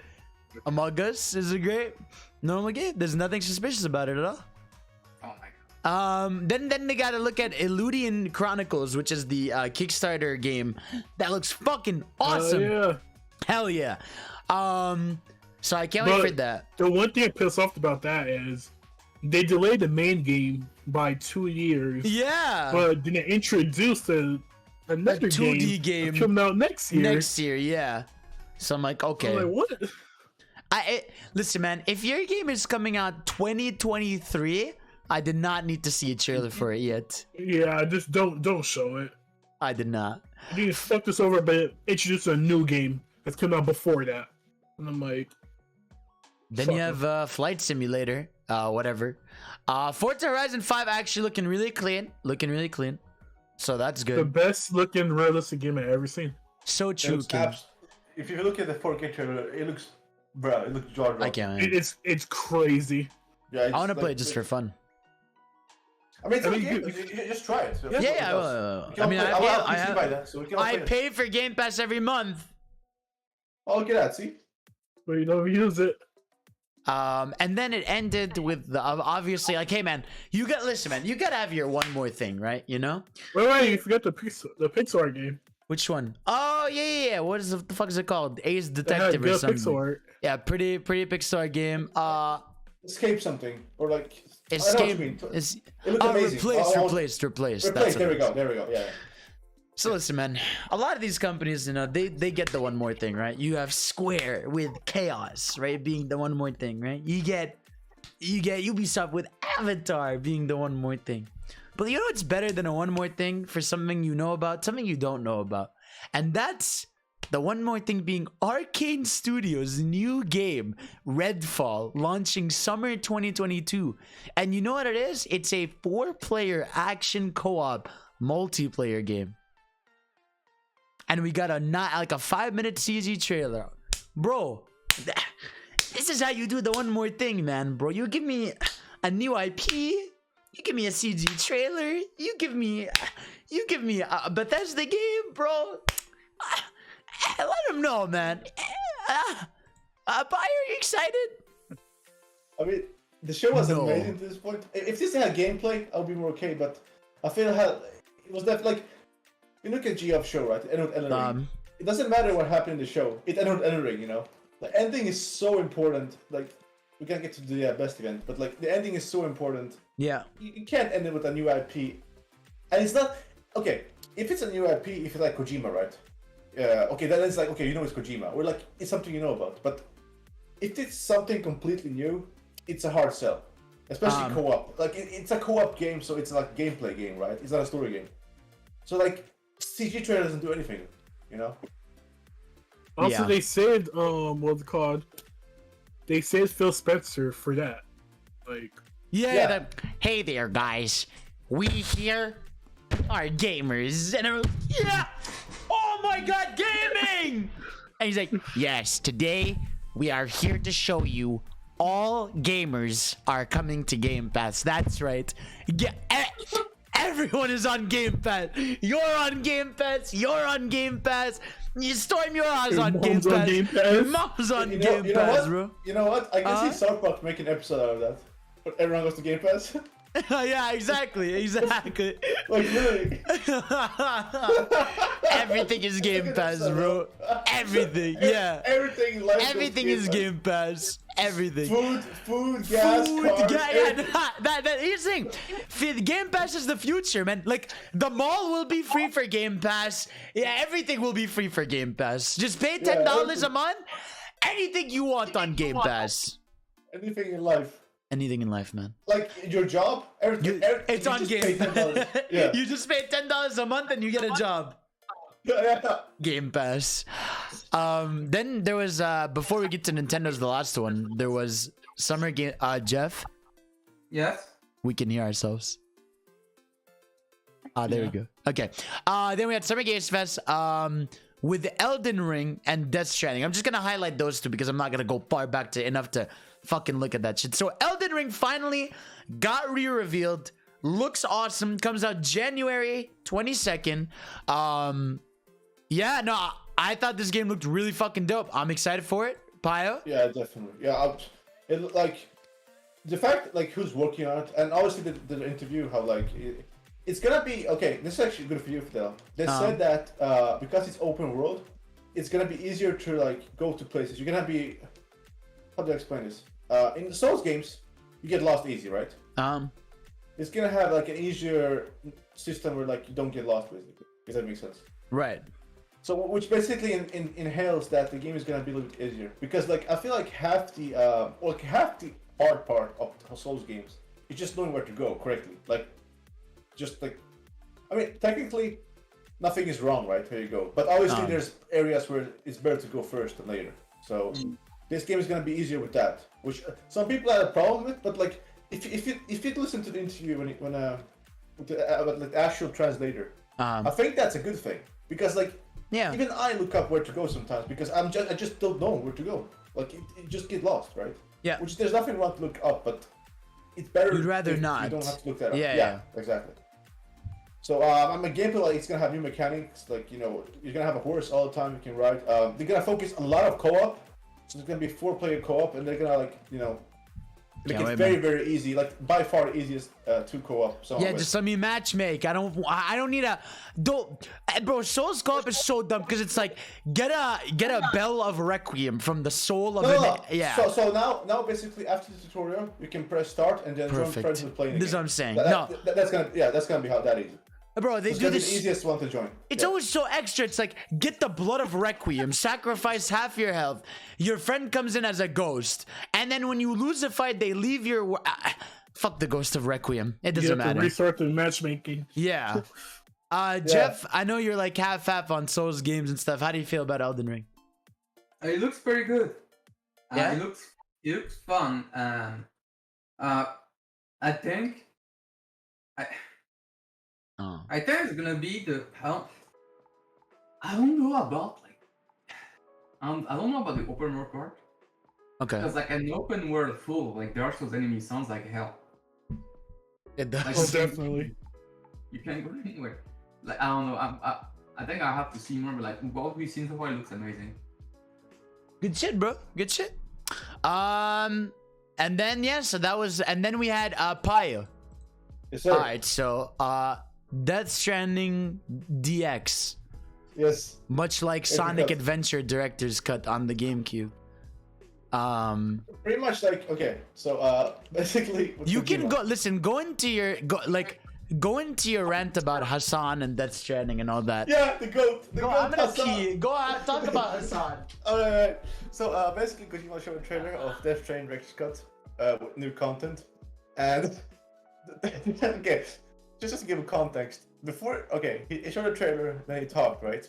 And he was all over the place. He mentioned 9/11. He basically compared 9/11 to COVID in a way that how like it can impact the world. But he should have mentioned this, but it's Kojima, so he doesn't. But basically, when Metal Gear Solid 2 was about to launch, they had a scene where a bunch of planes were gonna go into a tower. And obviously what happened, they had to literally change that until like just cutting a flag. Like something really quick in the end for Metal Gear Solid 2. And it's basically that like that with Death Stranding. Obviously Death Stranding is it's isolation, it's avoiding people, it's being alone, which obviously COVID right now, just to partake in that. But the funny thing is, the Death Stranding trailer didn't really like we don't know because it felt very Metal Gear Solid, like it's gonna be Metal Gear Solid expansion. But Kojima can just be trolling. But what happened was Sam just put up a box with oranges, went to the box and put it back, and that was it for about 2 minutes. And then he talked about random stuff and Jen left. So like, the whole point was like just announcing the game, and you know we don't know anything more. We just more info in a few weeks, which is probably gonna be a Sony event, I hope. But the bigger news this week is okay. This actually exploded. So we know that a few months ago in April there was a game announced called Abandoned. It's gonna be a PS5 horror exclusive, whatever. And some people thought, you know, Kojima back then and stuff, and they put out a statement, and now it's like Kojima, we're a new studio and stuff. So nothing happened from April until this week, and then randomly they just tweet out, our game is gonna be start with an S and with an L. What's that? Silent. So obviously they got people going, right? And it started to explode. So it's very like for me to explain everything, we're gonna be here all day. Yeah, no. So I'm just gonna try to summarize the most important parts. So that guy Hassan, right? His name, if you translate it from Turkey until Japan, becomes Hideo Kojima. Like literally, you translate it in Turkey, it becomes Hideo Kojima. So that's one thing. Another thing that people pointed out that so Hassan has a LinkedIn profile that was made this year. The Blue Box, the Blue Point Studio, the Blue Box Studio, I mean, is in Netherlands, where Kojima actually formed a indie group back in 2016 when Death Stranding started. So he has like Sony and Kojima has like a group there in Netherlands, which is another proof. Then you have the all like it's just there's so much. But to summarize, it's a big rumor that Kojima is doing this, but this is not his first time. He did something similar with Metal Gear Solid 2, 4, and obviously the recent one is 5. Death Stranding wasn't much trolling; it was more like cryptic shit. Right. But 5 was like full blown trolling. Yeah. What happened with 5 was he had a project started in Sweden here called they actually registered. I mean, this is how fucking far it goes. They registered a real company here in Sweden, which costs money, by the way. I looked it up. People said it. It's actually real. Like they actually Konami back then registered a company in Sweden called Moby Dick Studios. That was like basically Moby Dick Studio, yeah. And Joachim was basically like the head designer of the game Phantom Pain. And to summarize all that, because you basically trolled everyone with Phantom Pain, and like Geoff Keighley had like the guy with a whole mask on. He was like hurt in parts unknown, and like the fuck. This is like everything points to Kojima, but I made this point on Twitter, right? I made this point on Twitter. Some people don't believe it because, but like, talk to me like this, right? So we have all these proof that it is Kojima, but like, how can you prove it's not Kojima? You can't. It's him. Yeah, no, it's definitely a big. I don't know, Yorha, you've kept up with this. How do you feel? I'm extremely scared. Because Death Stranding is an exception, and that exception made a lot of people forget that Kojima just doesn't announce his games like, oh, I'm working on that. No, he's like, he makes puzzles for no reason. That would make people go crazy, and like, he loves trolling. Like, yeah. I'd say Kojima loves trolling as much as he loves making games. Yeah. Like, for him, this is part of the game development, trolling. So like, if it was any other game and all the people like going all these like theories, I was like, you guys will just this is what no games does to motherfuckers, you know? But since it's Kojima, I'm like, this is not impossible. Yeah, it's definitely like when you look at all the evidence. Now, if I believe it, I'd say there's way too much evidence. Right. But again, this is Kojima, so who knows? Maybe he knows. Maybe he's like, since he has a studio in Sweden, I think, no, not Sweden, Netherlands. And maybe like he's like on a joke, just like to troll and like blur the path because he's actually working on another game. I don't know. I don't know, but it's Kojima. But here's the thing too. Honestly, it's just Kojima being Kojima at this point. I will not participate in that. I'm just gonna sit back and watch. Yeah, exactly. Yeah, no. It's Think about it. Cause like, yeah. cause like we all know Kojima did this before, so it's like if that's a prayer, he'll do it again. So it's like, No, it's not happening. that. Why would Sony give a random developer we never heard of a special app? Like, think about it. A special app for PlayStation 5 to see But see- that trailers in real time. Here's my thing. What? And yeah, and then there was the Konami shop that's just gonna have like Silent Hill stuff randomly. Oh yeah. Also, they respond to DMs, like actual DMs. People are like, "What's this?" They were like, "Stay tuned." They're like, "Shh," emoji. Why would they do everything like this right now? Okay, I understand people like don't think in conspiracy theories, but like, there's two like. This is what my argument about it. How can you explain it's not Kojima? You can't. That's the thing. You can only explain that it is him. Okay, sorry, no. So that Konami account 45 minutes ago tweeted just a few hours from revealing our Silent Hill merch collection. Oh! Yeah, they have legit. Like, you got 20,000 likes, something like. You forget an important piece. The studio Blue Box said, and basically Blue Box translating like, you know what Blue Box means, right? Yeah, it's wait, no, isn't it? Because the logo is an inverted version of the PS Studios one. Yeah, if you invert it, it becomes PlayStation Studios. The word Blue Box, like as a word. What does it BB. mean? BB. Oh, No, BB. yes, BB, but also Blue Box is like, let me Google so I don't fuck up the words. yeah. Because someone explained it to me and I forgot. Jesus Blue Christ, man. Box. I know what it means, but it better like. I don't know exactly. Yeah. Let me explain that first. It's an electronic device designed specifically for fraud, telephone fraud. Dude, So that studio might not even be real, you know? dude. And on top of that, they said the game they're working on is not Abandoned is not the real name. The name starts with S and it ends with L. What the? Silent Hill. And Konami has abandoned Silent Hill if they're working on it, you know? I'm just saying. Before the show today, so there was like a developer, right? He actually showed that, Unreal Engine 5, this game being made, he actually showed that it's just a template. All the gameplay we saw, right, it's just a template from Unreal 5 stuff. So if you look at the pictures I just sent right now, that's literally from the trailer. He basically, I don't know how he did it, but the developer literally said, it's something you can throw up in just a few hours, or just a few minutes, if you're really good. So, I think the whole trailer is fake, too. Because, here's the thing. In 2016, there was a clip. I don't know where it is right now. But Kojima had an interview with, the fat guy from Death Stranding, Jeff? Yes. The actor? Yeah, the old actor. Yeah. Guillermo del Toro. Yeah. So, yeah, exactly. There we go. I can't remember his name. They were on a couch, right? And Geoff was interviewing them. And he talked about how Kojima approached him and talked about how, before the Silent Hill reveal 2014, how they're gonna we're gonna put up an indie clips of the game that looks like it's an indie project, and in the end they're gonna realize it's basically a Kojima game. I mean, Which exactly sounds like now. Everything. Bro, no. It's Here's the thing. I'm not a conspiracy theorist kind of guy. As someone who's speculated a shit ton of characters who's dealt with this, whether it's speculating Smash characters or game reveals or all this, I'm not much for conspiracy theories because it never really ends up true. But this one is there's two. It would have to be one of the most hilariously convenient things ever, or the studio. I don't know.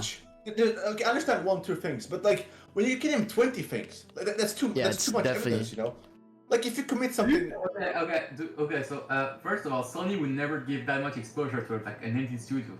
But Never. Do you think Kojima went as far as to make small bad Steam games to actually have a record for that studio? Do they have Yes. Steam games? So see, they made one Steam game that was But see, if they have a Steam game, I feel like No, I mean, it's not too long ago. It's just a small bad game. that's I'm some wondering fuck if shit. Kojima didn't do that on purpose. They didn't do that bad game just on purpose. Honestly, at this point, it's just it's not if it's happening, just when it's happening. We know if there's a game coming.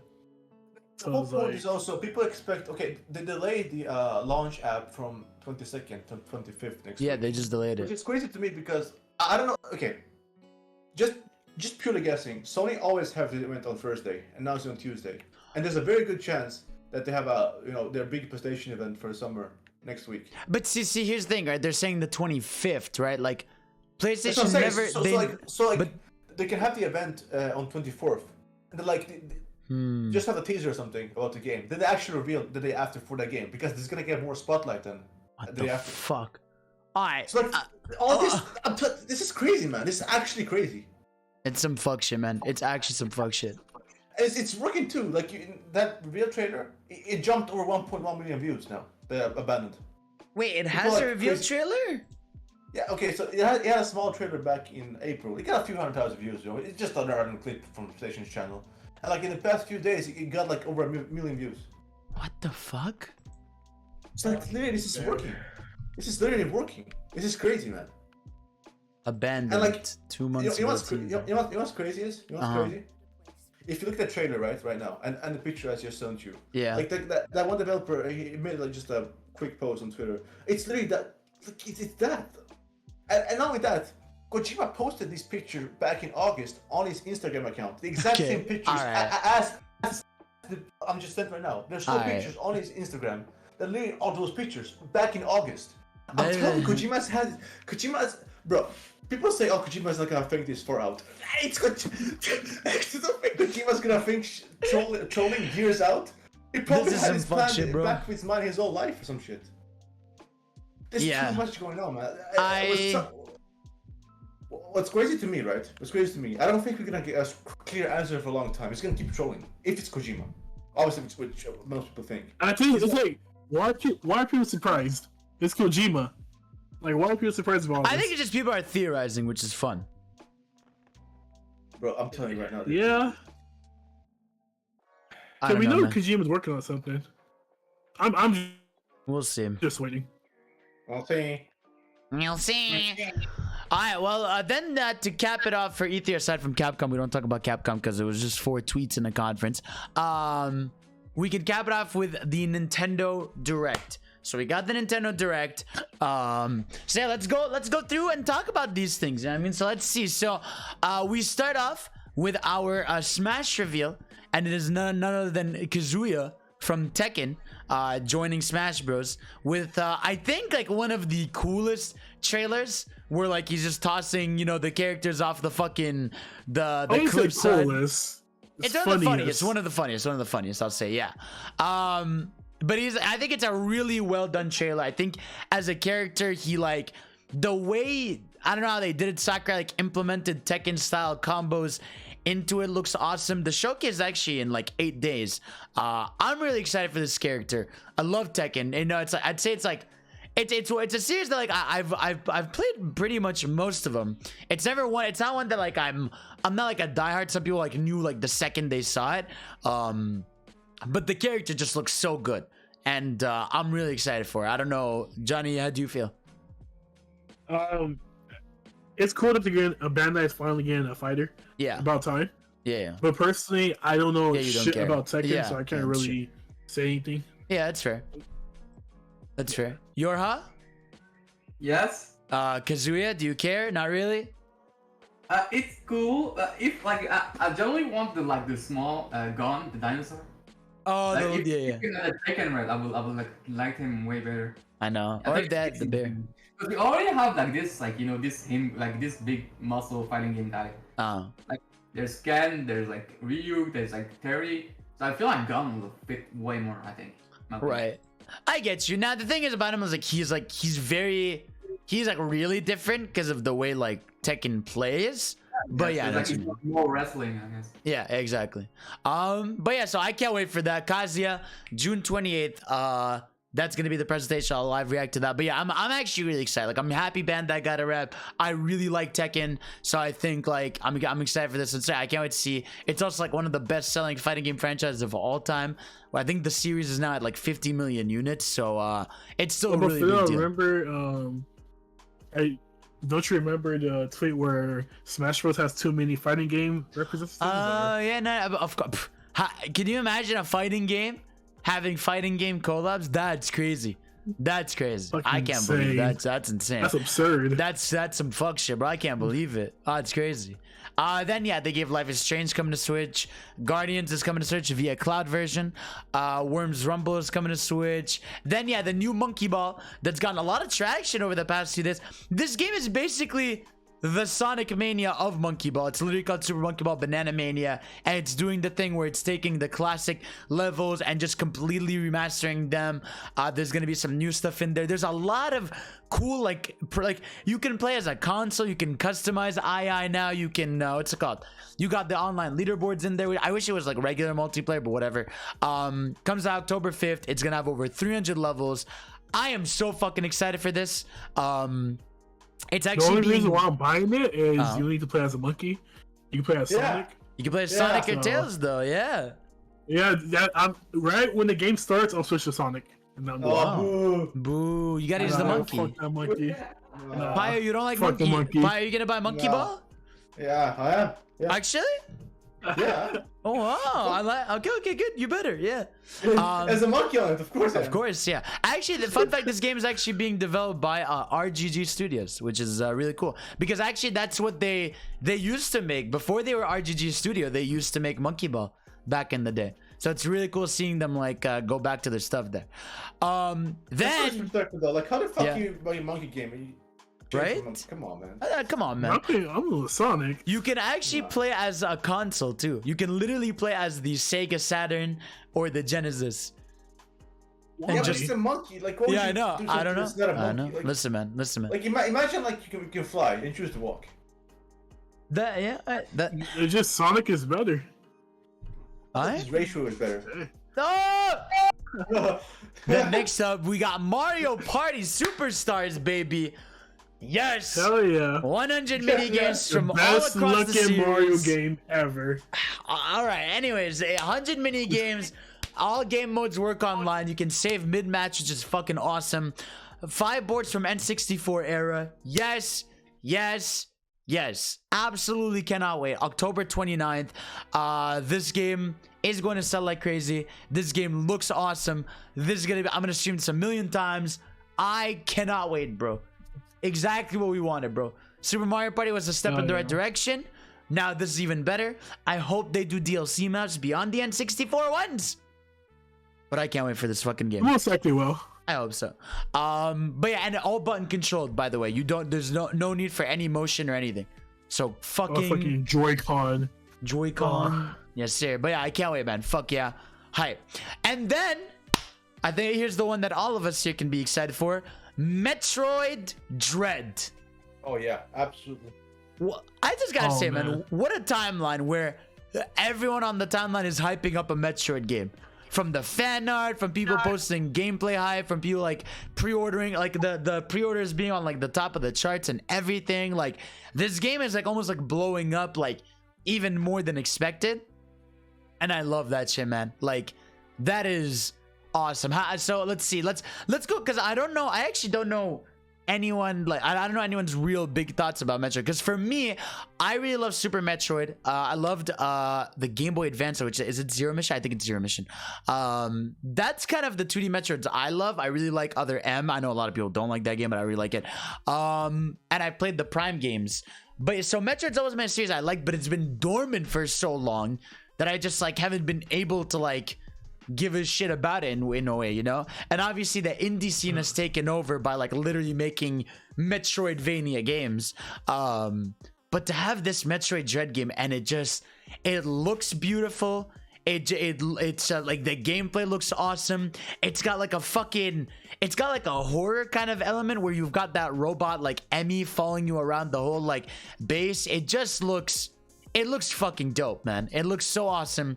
Everything about it to me spoke to me. And again, it's so soon. It's October 8th. Like, fuck yes. Cannot wait for this. I'll go Johnny next. How do you feel? I'm really excited. Personally, people don't know this, but I really like Metroid. Oh, really? I think my favorite one was... Yeah, I think the Game Boy one too. Yeah. Okay. But yeah, like, once I saw it, I was like, 5. I was like, oh shit, it's a sequel to, like, you know, to the 2D ones. I was like, what the hell? But, yeah, it's just really surprising. I thought that they're at least announced a trilogy first. Right. So making a full-on, like, sequel to the 2D is, like, amazing. But yeah, I feel like this is good enough to like distract Metroid fans for absolutely. Prime 4. But yeah, I'm really excited for it. I'm paying $60 for this, by the way, when it comes out. Hell yeah, dude. Yeah. Payo, how do you feel? I don't know anything about how you feel. Okay, so I love the Metroid Prime games, right? 1 and 2 are like my favorite GameCube games by far. To me, like when I played those games when I was a kid, that like mind fucked me, like FPS wise, because that was so good. Like, obviously when you're a kid, you haven't played much FPS. I only played Counter-Strike before that, basically, so not much FPS. But that was like amazing. Just keep in mind, back then, like going back and forth to beating a level was just so new to me. So it's like I just remember it so good. And I obviously also played not all 2D games. I haven't played the 3DS one. I think that's the only one I haven't played, which is not. I just played that one too. Yeah, so that's because I only had a 3DS from my cousin because I had PSP, so we used to like borrow each other's games back then. But that's the only time. That's the only reason I didn't play it, because I moved away. He moved away a long time from me, so I just. By the time that 3DS game came out, I didn't have a 3DS, so that's the only 2D game. That's the only Metroid game I haven't beat, the 3DS one. But yeah, they're great. They're great. They're amazing games. I was very good. Me, that announcement made the whole direct awesome. For you, yeah. Cool. Yeah. Cool. I'm getting day 100% day 1. Yes. Were you able to snag the collectors or no? No. Okay. It's impossible. I don't know why. Each store got like 5 or 6 of them. Yeah, no. It's one of those. It's just impossible. Only 3 stores got it here. Like imagine this: the whole country where I live only got like 20 copies of it. What do you think happened? Yeah. I mean, I think they didn't expect it to be that big. Yeah, probably. The collectors. Also, what's so fascinating about this game is this is basically a revival, because basically this game was supposed to be made for the DS in like 2007, and it So 2006, and it's like everything's been like shifting about and stuff. So now to finally have it, it's awesome. Fuck yeah. And Yora, how do you feel? I didn't get your thoughts on it really about Metroid Dread. Like, are you excited? Do you care about the Metroid games in general, or? Yeah. It looks pretty fun, and I am more of like a Prime dude. Like I care more about the Prime series. But this is like Alien kind of for you, right? Where something's chasing you around. That's why I'm interested. And then this honestly feels like a fucking Alien game. Like you're getting chased and shit. Yeah, like, the whole time. Yeah, I like this, and it looks fun. When I saw the extended gameplay in like Treehouse, this is where I'm like, oh, I'm buying that. Thank God. There we go. Oh yeah. This is what I'd love to see. Metal Gear, bro. Yeah. So then we had that, and then I'm trying to go through the fucking. So then they announced new WarioWare. So. Hell yes, they announced a new WarioWare. Let's fucking go. Mario. About time. No, Wario, not Mario, Payo, Wario. This show, okay, to be fair, there was too much Mario this show. I understand it's Nintendo, but it was too, like, what would you, like, you go, one game, Mario. There was 2 Mario games. There was 2 Mario games. It felt like a Mario There was 2 Mario games. It felt like a Mario show. There was 2 Mario games. It still felt like Mario show, bro. 2 Mario games. AC. Who turned on the AC? They could have showed one. I didn't. 2 Mario games, Paya. And one of them is just a reminder that the game comes out in 5 days. Okay, but exactly. Too much for a show. Yeah, to be fair, they announced 1 Mario game technically. That's it. But what did they announce? They announced the Mario Party game. Yeah, that's the only game they announced. I guess, bro. I'm just like. I know you don't like it, but it's not for you. The thing is. Okay, I get it. Mario is what Tails get beers every month. Okay. I don't. They can announce 65 Mario. I don't care. The thing is, they have so much in stock right now. We know they have a lot of it. Why would you make your E3 show focus on Mario and Zelda? Like when you have so much in stock. Like, but that's why people like this show, because it had stuff like WarioWare, Advance Wars, Metroid. Now how is Wario, bro? Wait, Wario? Wario's not like Mario though. Where does Wario come from? Wario? Yeah, where does he come from, the character? Again, he's in the Mario universe, but he's still. No. Answer my question. Where does he come from? He comes from Wario. No, he originated from his own series. Yeah, he started as his own series before coming to Mario. His first show was his own game. He showed as his first game. Designed to fight Mario. He's not designed to fight Mario. They don't fight. He's a Mario villain. You don't want Yeah. He's No, I know what you mean. Actually, he was designed to like go to gold mines and get money. He's literally Mario W. What the fuck are you talking about? Okay, but to be fair though, like Mario games is just a brand. Like it's That's what I just want to see more than the Mario brand, bro, for once. But there was so much that wasn't from the Mario brand here. Yeah, for so much that was third party that was already out in other platforms. No. Advance Wars is first party. It's here. The only good shit I've seen, like new. Oh. Outside, okay, I'll give it to Breath of the Wild because we haven't seen shit from it before. Outside of that, it was just a Mario show with a Metroid in the middle. That's it. That's fair for you. Shin Megami Tensei, that's it. I guess that's fair for you. That's fair for you. I'll give it to you. But either way, for us, for WarioWare is kind of like this, like it's more of this, like We've been waiting so long for it. Explain to me what's the appeal of WarioWare, because from what I've seen. So WarioWare, it's basically like, okay, so basically the whole point of WarioWare is like you do these quite literally 5-second challenges, right? So you're going through like a shit ton of challenges, and they're literally just like 5 seconds long each, where it'll be like squeeze this bottle, like pop these party poppers, right? Or like it'll be something completely dumb, or like peel the skin off this guy's face. Like it's like they go into really weird territory, and the whole point is like you have to solve these in like 3 to 5 seconds really quickly. And they're just they've always been like micro challenges that you do, and basically there's different types of bosses in the game that have different types of challenges. So it's just like you're just getting a shit ton of these like mini fun dumb challenges. It's like a really weird dumb fun series. Yeah, it's purely just dumb fun. Yeah, that's kind of what WarioWare is like. Is it 60? No, it's I think this one's 50. Oh my god. Yeah, it's 50. No, is it 40? No, it's 50. No, no, 40. That's 50. It's 50. That's fun, bro. But yeah, so either way, I mean, no, you would not. You're not gonna Like like WarioWare. online? Yeah. Huh? But yeah, Online so, co-op too? yeah, no, there's no online. It's Is local it not? co-op. No, I don't think so. No. Oh, never mind. But yeah, then they had SMT5 for Mr. Johnny. That looks amazing. Hell yeah. You guys are excited for it? Good. One thing I was really surprised. You know how like other SMT, well, I don't think you guys know, but other SMT games, they're like dungeon based basically. Like just think of, well, I want to say it, but think of Persona 5, but just dungeons, and then you just play the whole game like that. But with SMT5, it's like actually open world, and like the demons roam around like in open world. Like think of Pokemon Sword, where they roam around, but better, basically. There you go. There you go. Really hyped for it. Cool. The protagonist is hot too. The protagonist is hot. They're a good-looking character. And yeah, that comes out November 12th. The next Danganronpa's coming to Switch. About time. Yeah, finally the 3 games are coming, and it comes with a board game that has been expanded to a standalone game. Wait, so waiting on Switch? Oh yeah. Can Danganronpa run on like a fucking potato laptop?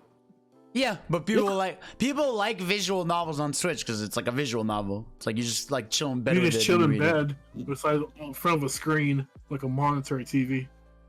Yeah, I agree. So we had Hey, that. it's turning, by the way. So I'm like that. There you go. Yeah. So what's it called? Then they showed Fatal Frame coming to Switch later this year. Cool. Advance Wars, man, coming back. Advance Wars, yes. This is the wave, bro. This comes out December. Cannot wait. Adventure 1+2 remakes being made by WayForward. Shout out to WayForward, always being goated. So happy about this, man. This is like a joke for you. Like everyone said, because obviously back then intelligence systems would work on Advance Wars. They'd be like, okay, now they'll never work on it again. It's all gonna be Fire Emblem. So to give this to a WayForward to do it is perfect. And I fucking can't wait for Advance Wars. Then yeah, we end off on a Zelda segment. No Wind Waker HD or Twilight Princess. In fact, there's no other plans for the 35th anniversary. Yeah, there were no other Zelda games. It's gonna come up after the 35th. Yeah, exactly. Next year, yeah, exactly. So we have, because actually the 35th anniversary is only until like February, so It's not like it's like that long away. They're giving one of those micro Game & Watch things, and then yeah, we end off on Breath of the Wild 2. God, bro, that trailer, man. What a fucking dope trailer. Like, bro, that shit made me feel like Breath of the Wild. Replay it again. Fuck, man. It's just... I'm actually loving it. Yeah? Dude, what a game. Way more than on PlayStation. Bro, like, that, yeah. How'd you feel? I haven't even gotten your thoughts, really, because, like, I know you sent out messages, but I haven't heard you talk about it. Okay, so my whole point, Bayonetta 3 is always like 50-50, like, that is whatever. But Breath of the Wild 2, it was the one thing, everything, like, Metroid was a huge bonus for me. I watched some good stuff, but Metroid was a very good stuff. But, like, the one thing, honestly, this whole show could have been, like, horrible, but the one thing that I just had to have this event was Breath of the Wild 2. That's it. And they showed it, and that trailer, I was like, oh my god, okay. God, bro. At first, when I first watched it, right, it was like a stream, like you're hyped to see it. But then, like when you rewatch it and you hear people's thoughts, it's so like, good. What if you are? I mean, I just like just throwing stuff out there. But like, what if you can become the environment? Like, just all that theory is just crazy. You can become water and stuff like that. Prepare. You could become the environment. Just prepare for the next open world game to have like mechanics that makes you go inside them. Yeah, okay. Now it's no longer climb everything, it's go inside everything. Assassin's Creed Liquid. Assassin's Creed Liquid. Everything. It's gonna happen. No, Ubisoft will take... Ubisoft, you can expect the next Ubisoft game to take the mechanics from this game. Ubisoft has one original concept. No. That's their whole thing. They just, like, they embrace it. They're like, okay, what's everyone else doing? Let's just do it our style, kind of. Name me one original thing besides Rayman that Ubisoft has done. That's what their thing is. No, Ubisoft made the biggest game ever. No one ever did that. Which game? Yeah, sure.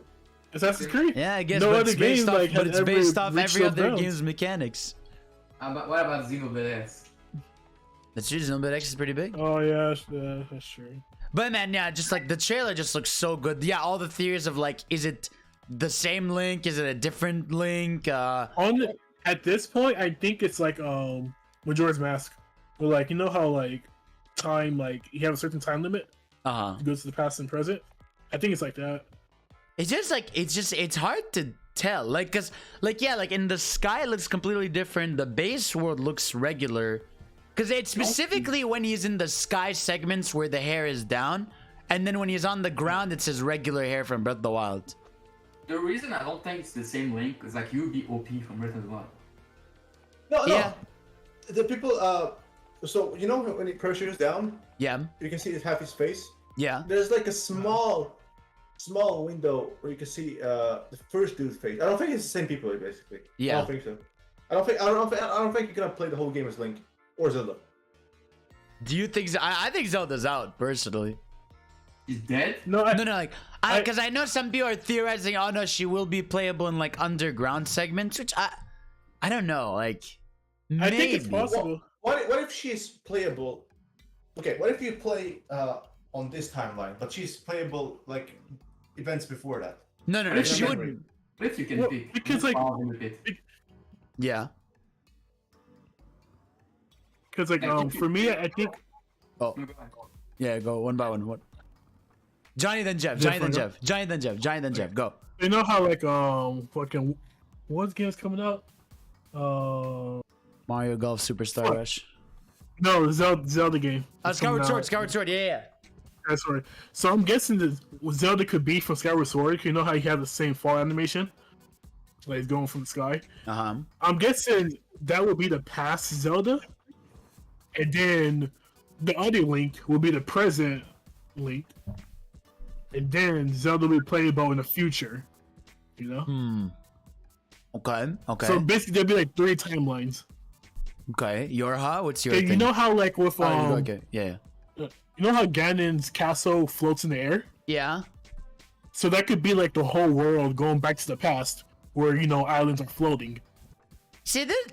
So it's hard to tell. Yeah, like when you go back to the present, Ganon's castle will fall because all the other islands fall too. Okay. Your thing? So my theory is that at the beginning of the game, you choose who you want to play with. Yeah. And if you pick Zelda, Link's is the one that falls in the pit. And if you pick Link, Zelda is the one that fell. I don't know. Because I feel like since Zelda is like here for the entire adventure, and she's like going with you since obviously she's in the cave with you. I feel like she, unless they like introduce like a co-op thing, like if she follows you everywhere, I don't know like how they're gonna explain her not doing anything. Yeah, no, to me that intro clearly they're showing Age of Calamity that she can fight. Yeah. But the Sheikah, right. It's weird because because the trailer, the way the events unfold, like if you connect trailer 1 and 2, is that like they both go in the cave, Zelda's about to fall, Link tries to grab her, now we know she falls, and that weird green, like the dead corpse body is grabbing Link's hand, infects Link with whatever the fuck that thing, that arm he has now is, but he survives. So do you think he has like a time limit and he's gonna die at the end? I don't think so. I think the arms give him powers. He's gonna die and he has to do this shit. Yeah, because there are timelines in Zelda where like there is like the fallen hero timeline where Link dies in those timelines. But I'm not sure. It's hard. Like it's hard to speculate because we know stuff, but it's like that's what I like about this trailer. It gives you enough to speculate without giving you like everything yet. And also, the corpse that grabbed Link looks like the Link you play as. Yeah, he has like the Sheikah slate on his waist. Yeah, you're right. And yeah, like now he has kind of the Sheikah powers like in his arm, kind of. And he has like this mechanic where you can reverse shit. You know how like we see like it's 2 different Links? Yeah. Like 2 of the Links use the powers. Yeah. So it's like, I'm just really curious to see like how they handle like, how are you gonna handle the segments where we're in the regular Hyrule we've been to? Like, what's gonna be different? Because we see one part where it's different, where like the stone talus monster comes out of the ground. He has like a fortress on his head, which is really funny. But I wonder, besides that, like, is it just gonna be like unique, harder enemies? Is the land changed? Is there like? No, they showed it like the floating islands. No, I'm talking about the ground, like on the ground, like base Hyrule on the ground. Because when you could see Hyrule feel on the ground, like it's like they have the stone talus enemy with the fortress on its head and stuff, and even the bokoblins have like horns on their head now. So like, I'm just wondering if like the world is just gonna be like basically the regular overworld's gonna be like hard mode. What are you gonna do like instead of shrines? Like I'm just really curious to know all this stuff. Weird shit. Judge about being the future. You know how like people are just basically rebuilding Hyrule. Might be like some new buildings because people are like building around and fixes and all that. I think they're gonna stay with shrines because it's a job listing for shrines. So was there? Yeah, there's like a job listing for like puzzles and all that. So it has the same concept. Okay, yeah. All right, well I don't know, but 2022, not this year. We'll not be seeing it this year. I think honestly this is the last time we're even seeing it this year. Aiming for 2022. Aiming 2022, yeah, exactly. It's a holiday, huh? Yeah, holiday. Yeah. I think they're just saying aiming in case it like they just want to be sure, like with everything, I still think they want it to be 2022. So yeah, that's kind of our whole E3 wrap up. I think it's better if like we kind of everything else like other news and stuff we just like drop that for now. But yeah, and no Switch Pro. No Switch Pro, no, and no Pokemon. It's fake until it happens. Yeah. I'm officially not on Switch Pro train till I see it. I don't care anymore. Until they until they announce Switch Pro. I'm just gonna think that they're gonna silently replace the models, and that's it. Yeah, until they announce the Switch Pro, I think it's coming until I think it's gonna drop with Breath of the Wild 2. That's like my whole thing. And yeah, hopefully we see Pokemon soon. Do you really think they're gonna drop a Switch Pro that late in the gen? I could see it. I don't know. I mean, again, like, I hope it's this year. Didn't Nintendo do the same thing with 3DS, basically? Like a more powerful 3DS? July is like the last... I think like July is the last month they can like add this there. Why am I... Yeah. So yeah. That's it. That's all, man. We shall... We'll see. You see. Well, guys, that's gonna wrap it up. We had a long show here covering all this stuff that we missed. We're back. No more, no more missed weeks. No more all this. We're back week by week. We chilling. We out here. And next week's show is actually still gonna be really fun because me and Johnny will have played Mario Golf. There's a few other things going on. It's gonna be fun. Yes, sir. So I'll see you all next time. Peace out, gang.